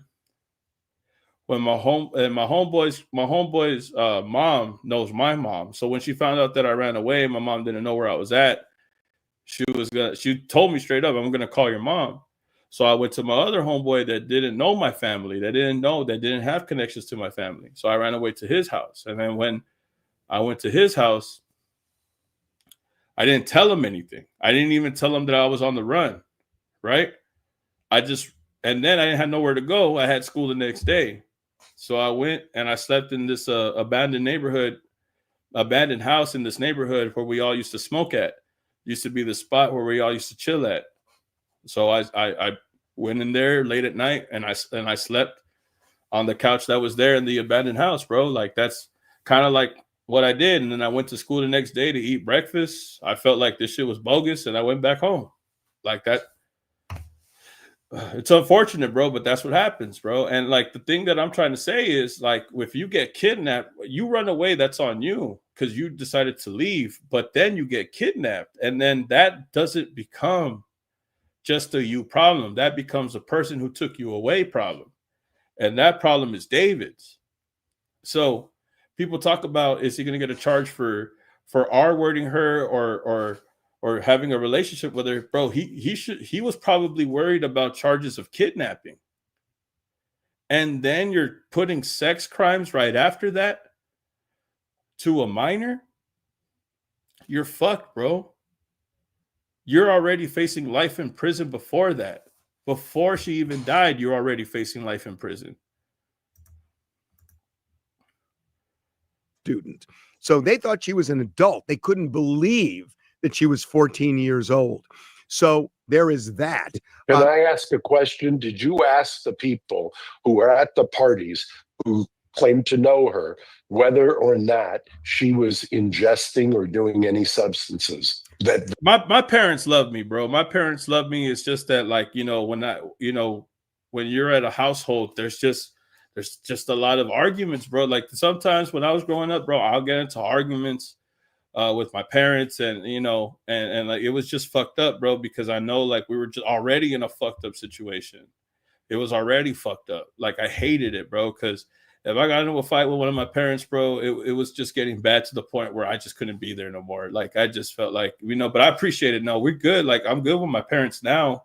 I get older and I realize like some things could have been prevented. So like, like I started understanding situations more. I started to understand that we were poor, bro. Like we were just poor. We're fucked up. Like we're in a poor environment. But yeah, no, thank you. I appreciate it. We're good now, though. Kind of. But we're good, though. Thank God it never turned out worse than that, right? They saw. Nobody is saying anything like that yet. But boy, my head is where your head is there, too, because that's an alternate theory to murder for sure. Correct. Okay. And that's something before everybody jumps all the way to the obvious. And I say that not disparagingly, but you have to consider, number one, the conclusion, and then we've got to go backwards and see what else could have and realistically may have happened. Spoken like a defense lawyer. Well, I mean, look, defense lawyers generally are early money on a lot of things, so I'll leave it at that. Okay, I get it. So we also have pictures of David, the singer, in Lake Elsinore, a 6-minute walk from the family house. So there's a real connection there. And the other thing is that, David didn't hide this. He's dating a 14-year-old, maybe a 13-year-old, and I think that's true. A 13-year-old as well, because this didn't just start. She disappeared first in January of 2024. The police found her a month later in Hollywood, which happens to be the area where David lives, and they brought her back home. And then in March, she disappears again, and the family never saw her. That's 2024. She was 13. So all of that is circumstantial, that they knew each other, along with song titles, along with the obvious fact that her body and her remains are in his trunk. My question is the lawyer who represents David denying that there was a connection or that they knew each other? Because that to me that's a heavy lift. No statement on that. there's not talking. They're not denying it. They can't deny it. And we have photographic evidence. We have video. So they definitely. Yep. That's what's crazy to me too, right? And that's why I keep going to this movie, bro. Because if you watch this, it's based on a true story. I keep saying it's a real event that did take place in California, and there is similar circumstances that I feel about this case that are similar to this case. One of the things that happened in that case with Alpha Dog, the kid that they kidnapped, they don't even treat him like a victim. They treat him like a friend. While he was kidnapped with them, he was smoking, he was playing video games, he was partying with them. He even got laid with the girls that they were hanging with. After they killed him, because they ended up killing him because, again, he was kidnapped. Before there was even a problem, they realized that they already had a problem by kidnapping a child. They knew that if we give him up, if he tells, then we're fucked. So the person that kidnapped him decided to kill him, right? Moving forward, if that kid has to die because of a man's decision, all the people that he was hanging with are going to open up about it, and they become witnesses. So now all of these people are talking about David. Oh yeah, we saw David. We saw her with David. They looked like they were a couple. She looked like she was of age. We saw her at the club. We saw her at these venues where you're supposed to be 18. She looked like a college student. Now, it's sad because the way that David is presenting her on screen, he is making her. I fucking hate this guy. He looks like a pedophile. The fact that David was on here and he has her on screen, it only leads me to believe he wanted to let people know in his circle that had doubts that she was actually of age. Because how can you question the authenticity of her age if I'm putting her on stream for the world to see? But every time she went on stream, she wears the hoodie. She covers her face. She's wearing glasses. It's almost like she's trying to disguise her real image. And at the same time, also trying to look older than she appears. Now, like I said, you put her on a live in front of people who already know who she is. In this live stream, people are saying her name. And this was when she was still alive. So now I'm starting to think, right? Was he only putting her on live stream because he wanted to kill the narrative that his girlfriend really wasn't the age that she was telling people? How can you doubt me about her age if I put her on screen for everybody to watch her? You see what I'm saying? Now it looks like a conflict of interest. But at the same time, I'm trying to deflect the narrative. trying to get people to stop thinking that way. If I put her on live, they will stop thinking that way. But at the same time, you don't expect her to put you on blast, because in this video, she says it's controversial of raping kids. And that's the crazy part. They knew each other. So that's not an issue. They definitely knew each other, and they presented as boyfriend and girlfriend to a lot of people. Exactly. So you've got that. And now this is where it just gets bizarre. So you have this situation where David goes on tour in early August, right? And the body is found September 5th.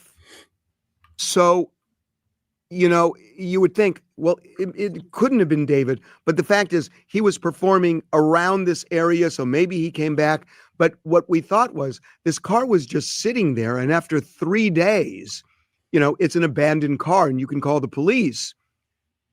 Well, we now find out that this car was sitting there August 26th, and clearly because it had been ticketed twice, it must have been sometime before August 26th that it was placed there.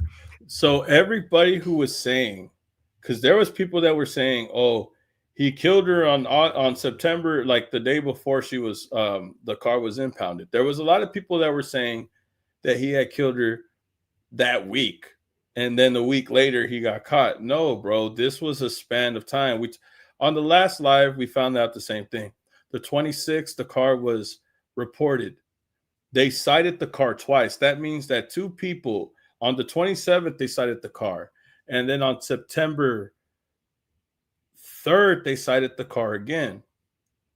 On the 5th they impounded the vehicle. 6th, 7th, 8th. That's when the car gets reported for smelling, and that's when the car gets found with the body. And during that whole time, nobody complained about the smell.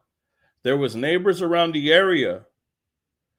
A local man who lived 50 yards away said, I never smelled anything.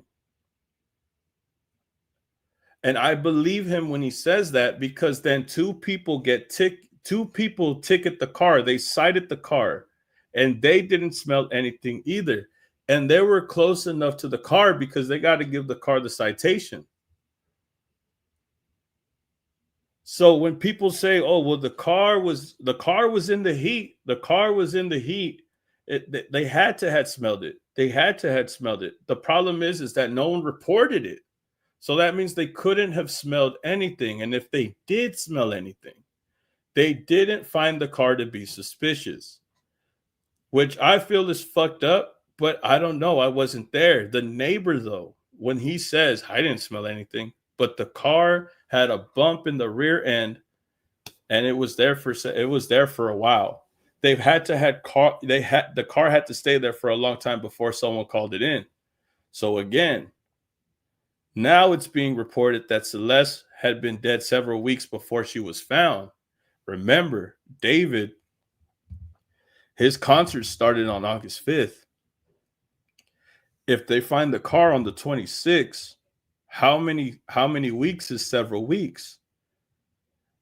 Now, after the 26th, they find the car on the 8th. That's what, 10 or 7 days?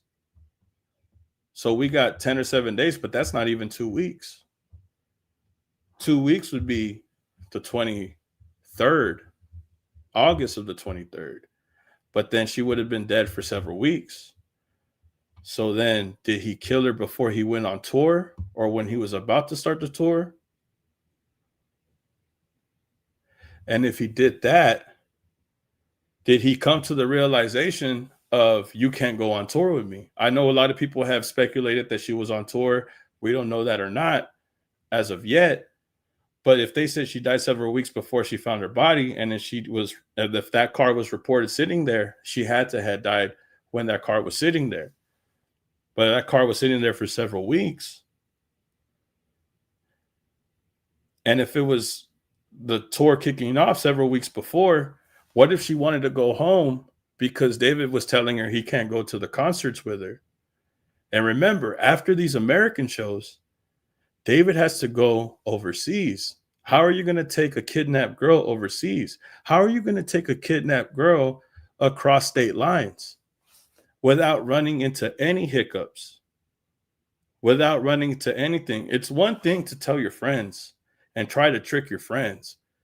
It's another thing to bring a girl around people around the states, around the country, and try to pass her off as 18. You're eventually going to run into somebody that is going to question the authenticity of her age. Someone eventually is going to question her age if she went on tour. I feel like at that point there was an argument and she wanted to go home, but you can't go home. You haven't been home in a year. If you go home, there's no way you're going to be quiet about what we've been doing. And we've been together for this whole year. Now, if she risks going home, people find out that she's been with him. And I feel like that's when he decided, well, you can't go home. And this is when the kidnapping crime begins to finally set in for her, is when she realizes that now she can't leave under her own free will. And then the crime happens. But I feel like I don't think it ever boiled to that point until she realized, you don't want me to go on tour with you. It's hard to say that he would have took her on tour or not because of how quiet she would be and how young she is. If they caught her alone, there's no way he could ever protect what she was going to say behind stage while he's performing. I don't think it would have worked well. I don't think he would have been able to hide her at a concert for that long. For what, 20 dates? And that means for at least 2 weeks and probably more, that car was sitting on Doheny Drive, abandoned for somebody to tow and find. So what I would imagine what they're doing. Number one, they have canvassed all surveillance cameras in the area so that they can try to pinpoint when that car was parked there.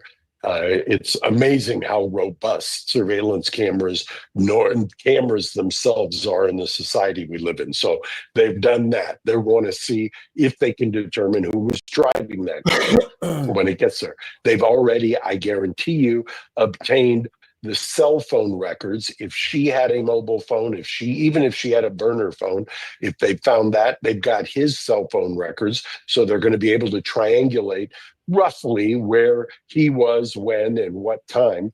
And then they've also got the ME taking a look at the remains and trying to figure out, and this is really where it's a difficult task because of temperature, because of where it was, and the remains. They're going to try to pinpoint a date or a rough time period of death. Cause of death is going to be as difficult, if not more difficult than that as well. And another thing, that's why he cut up the body the way that he did.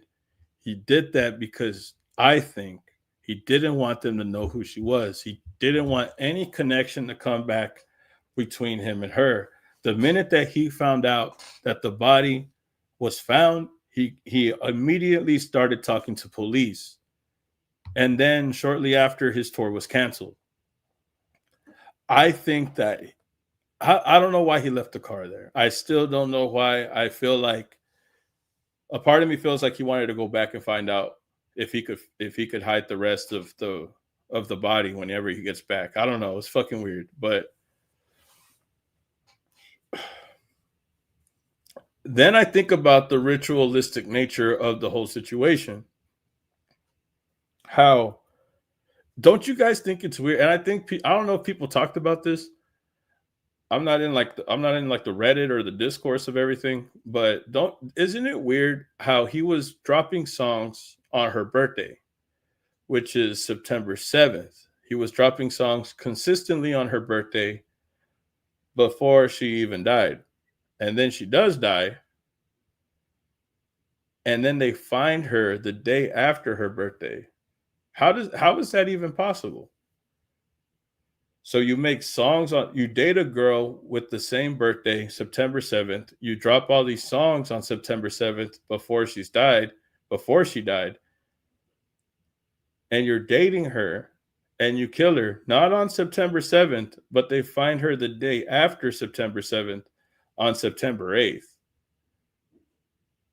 If you ask me, bro, that got to be divine intervention, bro. How the hell is your body found the day after your birthday?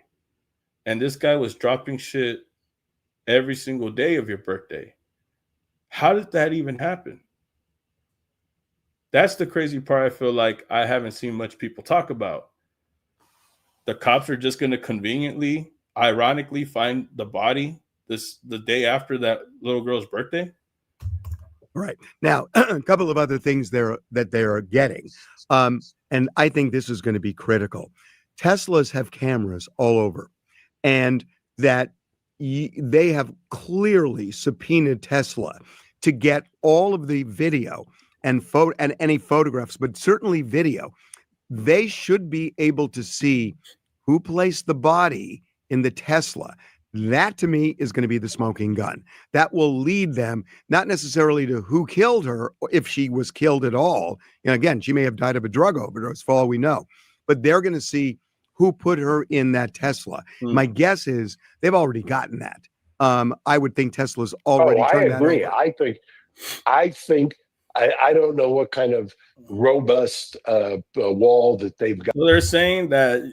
So they're saying that the Tesla, they have sensories, they have apps that you could turn the Tesla on. You could turn the Tesla on with the app on your phone. If the trunk of the car has been open for 10 minutes or longer, the Tesla will notify you if the Tesla's trunk has been open for that long. There's also reports that the cameras will notify you. The sensories will activate if the car was to be shaken up, as if, it's being towed. If there's any, shake, if the car is shaking or if the car is moving or if there's something erupting the car, then, the cameras will, I guess, activate. So if the car were to get towed, there would have been cameras activated for it to see. They haven't confirmed if David has all of these bells and whistles, for his car. They don't know if he actually downloaded the app to check the trunk. They don't know these things that he has or not, but they do know that car has those capabilities. So then it falls on the fact on if he knew that the person was being tampered with. If Celeste's body was found because they opened the trunk, would he been notified the minute that they found the body? At that point, he was still on tour. He was still acting like everything is fine. So that's already fucked up. That's what I'm saying. But we can't prove that right now, I guess, unfortunately. Not in terms of records, but I guarantee you that they have a few things you can guarantee in life, but they've got surveillance or internal video that shows who put her in. And by the way, that also gives you the date of the placement in the trunk, what kind of condition the person was, at least that you can see from the video. It does not necessarily tell you time of death. And by the way, if it appears from the video that this was somebody who was placed in there that was unconscious or may have already passed away, all that will do is at least give you an outer limit of time to kind of reverse engineer the time of death. Yeah. Now, the one other thing that they're getting, his manager from Interscope rented that house, which was very close to where the car was found. And that house has lots and lots of security cameras outside. I know the police wanted to get it. We found out that the owner of the house, when he leased it, told the tenant, "You are in control of the security cameras." The owner had no access because the owner didn't want to look like he was snooping on them. So whether the tenants agree or not, they are clearly have already subpoenaed the security company, because that's going to be really relevant. When, was she in that house? I mean, they've done a search of the house. They seem to think so because they did a luminol test in the house. So those security cameras may show somebody taking a body out of the house and putting it in the Tesla. So those two things to me are going to be really critical. Now, a lot of people think, I don't think that someone helped him with the body. And that's another thing that I was going to say. I don't think he had paid somebody crazy amount of money for them to help him. Like, you had paid, if the person is smart enough, and even at that, that's a slight, because you're not smart at all for saying yes to this. No amount of money would get me to say yes to this situation. But if you found an idiot that is stupid enough to take money to help him in this scenario, I highly doubt that would be a case. There was no amount of money. The girl is 14. This is a murder. You're trying to hide a body. I'm an accessory to murder. If I help you, I lose my life helping you with this situation. If I call the police, then they could arrest you right now for what you did. I don't think that somebody helped him. This guy is going to be a grooming, kidnapping, child molesting murderer. You think anybody would want to be a part of that? Really ask yourself that question. Who in their right mind would help this guy do what he did? Allegedly. Nobody is helping this guy. By the way, they probably already have. By the way, since they did the search of the house, they've already got search warrants, or they've got a judge there who's made probable cause determinations. They have clearly done a search warrant for the security company. Bro, let me tell you something. I have a brother, bro. I have a brother. And I'll tell you right now, he is not helping me with that.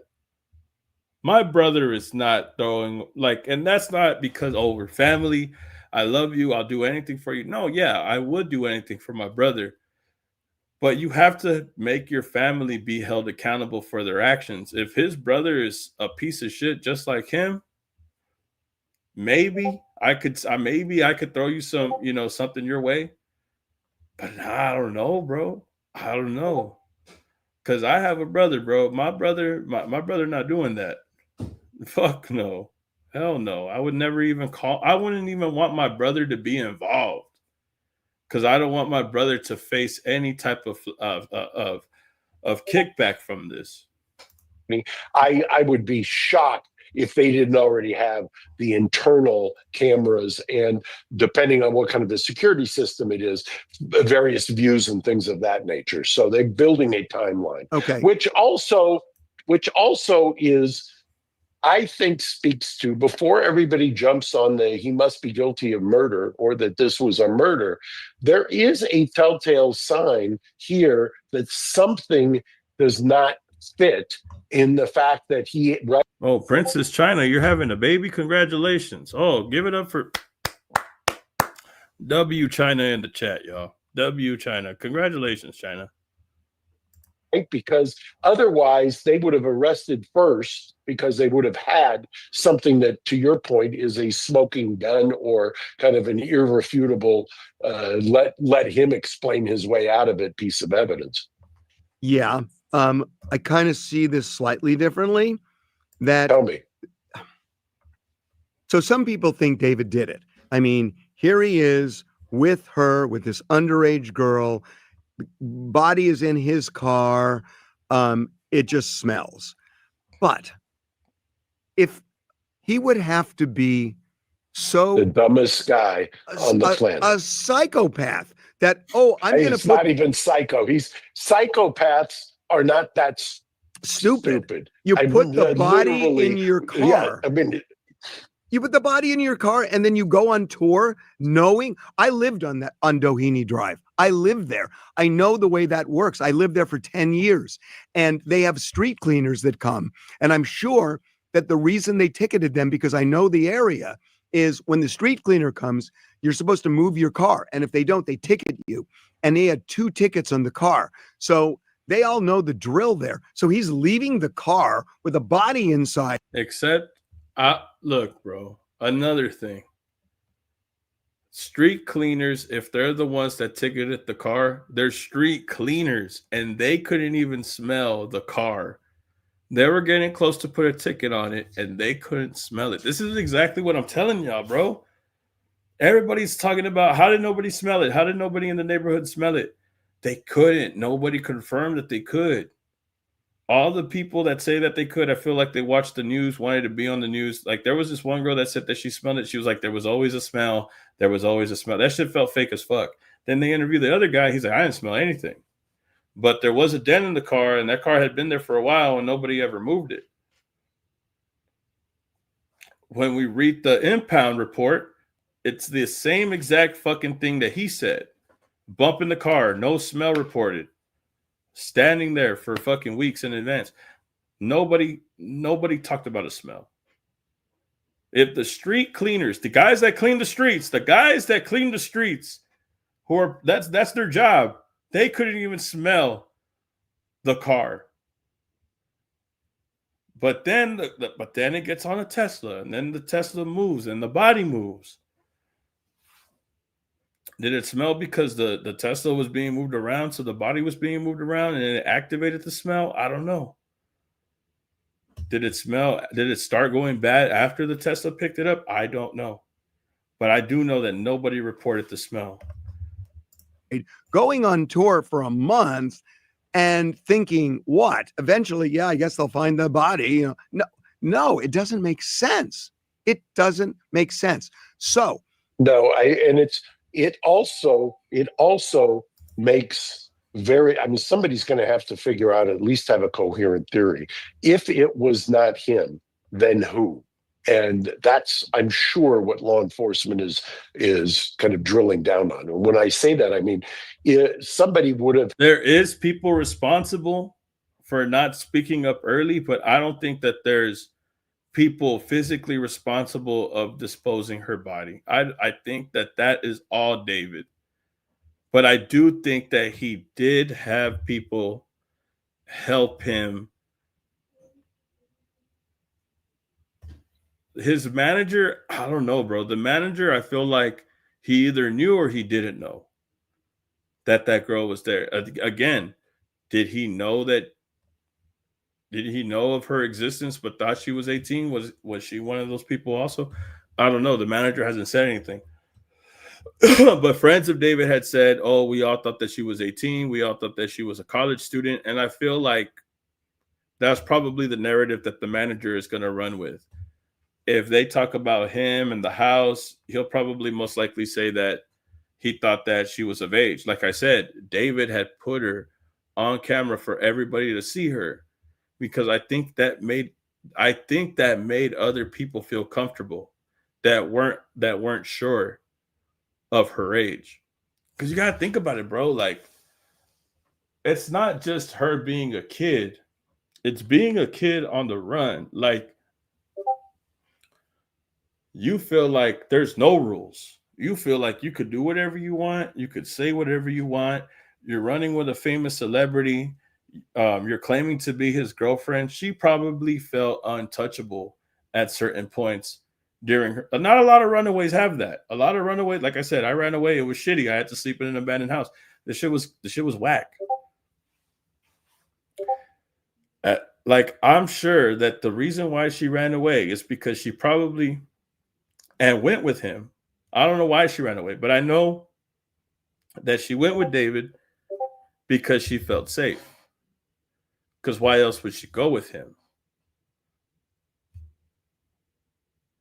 That safety probably gave her the confidence to feel free to say what she wants and do what she wants. But again, that's the problem that David faced, because you don't know what she's going to say when she's by herself. And then she acting with other adults who are actually adults. You're pretending to be an adult. You're hanging around adults who are successful too. You're not just maybe you're running into his friends or people that you probably have stuff in common with. But then when it starts getting into adult conversations, you're not going to know what the fuck to say. You're not going to know what the fuck to do. And I don't know if she was trying to like get them to think it by lying, or she was just keeping her mouth shut. But there's a point where you get into a conversation with an adult and you realize, oh, this person is a kid. You've ever worked with somebody, you ever talked to somebody, and hearing them talk, you start to realize that they're not really what they say they're not really the age that they say they are. My cousin, bro, I went up north to see my cousin. My cousin kept telling me that he was 18 and that he was in the army. I didn't know that this guy, I was older than him. I thought he was just short. You know, I thought I don't have facial hair. He had facial hair. But he was younger than me. He was like a year younger than me. And he kept talking about him being in the army. This was in the summer. He kept talking about being in the army and I don't know what. Well, basically he was fucking lying, because we met somebody, some of my family members, because this was a family member I never met. So I guess he was trying to lie to try to like impress me. I don't know. But anyways, he got exposed lying. My family told me that he was full of shit. My uncles ended up telling me that he wasn't telling the truth. And it happened in the most embarrassing way. There was a military guy there that kind of like told him like, oh, fucking, what's it called when false valor or stolen valor, like some shit like that, bro. They were saying stolen valor. It was embarrassing, bro. They were basically saying he was a phony. Well, anyways, there's just certain points where you get into a conversation with a child and you start to realize that they're a fucking child because they don't know what they're talking about when it comes to being an adult. How many people had a conversation with her where they started to realize, I don't think that she's an adult, bro. I don't even think that she should be here. Like, you know what I mean? When I was a young teenager, actual adults realized that I was lying pretty quickly. Some were a little into it. See, that's what I'm trying to say. Like, people will realize that you're not telling the truth because they'll know, like, oh, you're full of shit. Like, she could have said, oh, I went to college at LSU. And then someone's like, oh, really? I went to LSU. Did you like the stuff? And then they'll be like, no, I don't know. Like, because now you're being exposed. That's the thing. So, like I said, I feel like he did what he did when he was going to start his tour because he knew if I bring her on tour, I can't defend what she says when I'm not around, when I'm on stage, when she's waiting for me. She's around my other friends, and I don't know if she's gonna give it up or she's gonna say something that I don't want her to say. I can't control every step that she does when I have to take stage. I feel like at that point he was like, "You can't go on tour with me." I feel like she got upset because she didn't know why she couldn't go on tour. Obviously, they were good with each other, right? Because they were friends, but I don't know, bro. I think it's cat, bro. I don't think she could have hit the secret on her own for that long. Had to have access to that car. Somebody would have had access to the lock on that car, and somebody who placed it in there, even if they're in some kind of disguise because they're aware of the fact that Tesla has a system that would pick them up, they still would have to. How is that going to throw anybody off the trail unless there is some? I mean, you could make a couple of arguments. You can say, look, he panicked. She OD'd. She was underage. He thought, oh my God, this comes out, I'm toast. I mean, I was with an underage girl. I should have known better, blah, blah, blah. She was a runaway. I should have known that. He has a million different thoughts that are going through his head, and then panics and puts in the car. But why?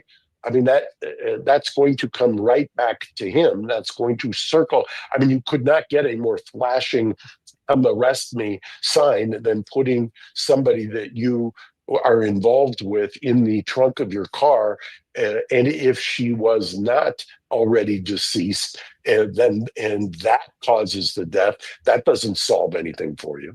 No, and some additional facts here. I don't know whether Celeste did drugs, drank. I know she had fake IDs and was going to clubs where you had to be 18, but I can tell you something about that house that David was living in because I know a lot about it. It is a party house. Wait, how do you know about this house? Because I've talked to a bunch of neighbors and I've talked to people connected to the house. I have a lot of information on this house. This is a party house. This was a major. How much was this house being rented for, leased out? I want to say $20,000 a month is my recollection. I think that's right. And then the landlord himself or herself is basically saying, here's the code or the keys to the crown jewels, which is the security camera, because I don't want to, kind of a deliberate indifference. I don't want to be the one who's responsible for what's going on there. And the person who signed the lease was his manager at Interscope. So I am told this was a big party house. Neighbors were complaining all the time. As recently as I think a day or two before the body was found, they were having a big party. They're playing Taylor Swift music on a Sunday night. And I talked to neighbors who were pissed off because it was really, really loud. So this is a party house. So do we know if the neighbors had called either 911 or the police. And if the police had responded before and taken names or field identification cards or told them to turn down the music, which often happens on a 415 disturbing the peace kind of give them a warning and then just make a notation under the LAPD protocol. All I know is they called the security company that handled the area. I don't know if they called police, but it was a noise. Yeah, so it wasn't even police officials that could have responded to it if there was people making noise. That's the problem, bro. If this was a party house and this house wasn't his, it was his manager's, again, another reason why he parked the car 100 yards from the house. You park the car like a block away from where your residence is, most likely because you don't own it. You don't want people to know what you just did.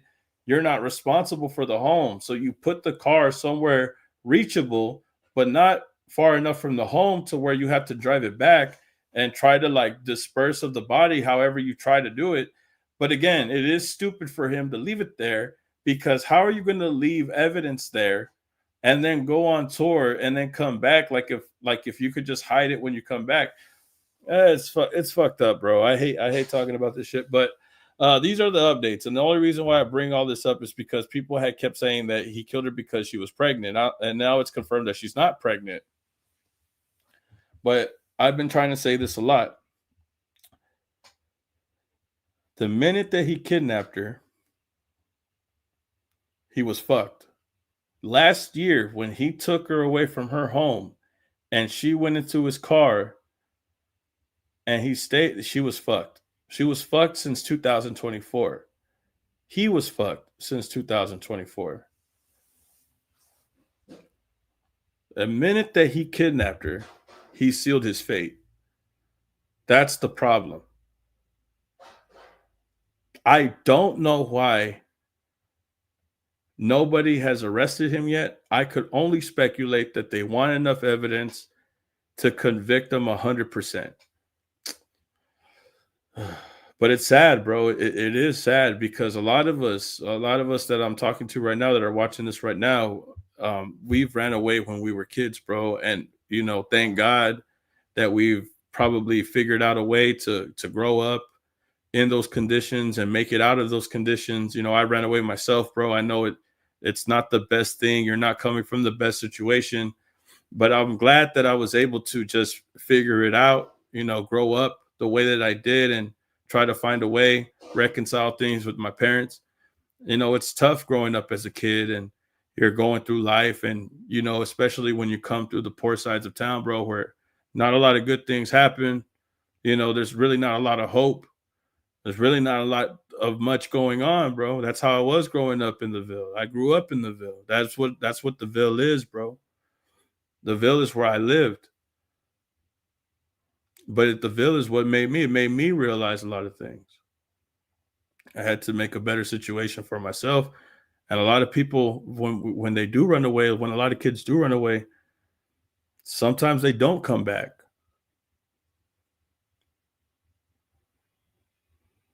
Sometimes they don't get lucky. Sometimes it gets real unfortunate that way, bro. It really does, bro. It really does.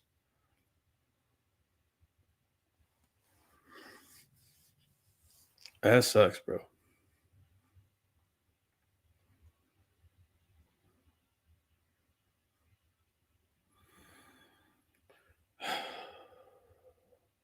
Damn, bro, that shit fuck with me, bro. Like people don't know what it's like growing up poor, bro. They don't know what it's like having nothing, bro. Just fighting, seeing your parents fighting with your parents, thinking that you know everything, but really, like, it's just like, bro, like, we're just fucked up, bro. Like, you're just fucked up. I hate that shit. Sometimes I hate it, bro. Sometimes I hate the fact that, like, I got into fights with my parents, bro, knowing that shit could have been prevented if I just stayed level-headed, if I just stayed cool, or or thinking that you know better sometimes, thinking that, like, nah, I know, like, kids think they know everything, and like, I always watch this show when I was a kid, right? There's this quote where they say kids feel like they're untouchable. They're so far from death, they think that they're immortal. Kids are so far from death that they think that they're immortal. They think that they're invincible. They don't see that death could just be around the corner, that it could just creep up on you at any second. Death has no racism.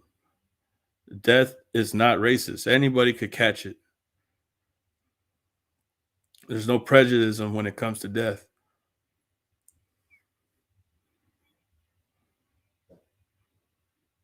But you're so young, you don't even, that shit don't even, like dying don't even calculate to you.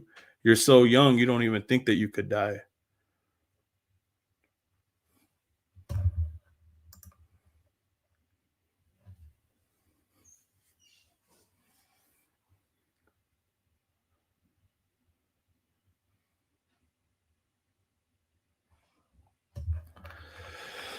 I appreciate y'all, man. I mean, rest in peace to that little girl, man. I mean, honestly, bro, I feel bad. I really do feel bad. But y'all tell me how you feel about this. I appreciate everybody tapped in. I know I'm running on fucking 4 hours here. That's crazy. I appreciate y'all, man. Thanks for everybody. W. Alex, W. Juan for donating for the chat. Shout outs to everybody who copped the merch. I do got new merch, and the link will be in the description. Trying to get my shit back together on YouTube, bro. They try to block me on YouTube. So I've been trying to fix that shit. I got to give it one more month before I can get all my super chats up and my memberships back up and everybody that had a membership. But I'll keep grinding, bro. I keep grinding. Right now I had to do major construction with my channel to see if I could get back going the way that I was. So that's why I haven't really been posting much, but I'm going to try to keep posting now. Try to edit at the same time. Thankful for everybody in here. I'm gonna try to Jalopy and crew and everybody else that joins. Y'all stay tuned for that stream, bro. Nah, man, I appreciate y'all, bro. I love y'all, man. Y'all take care, man. Y'all have a good night. Like, comment, subscribe, and I'll see y'all in the next video, man. Peace. Keep it alive.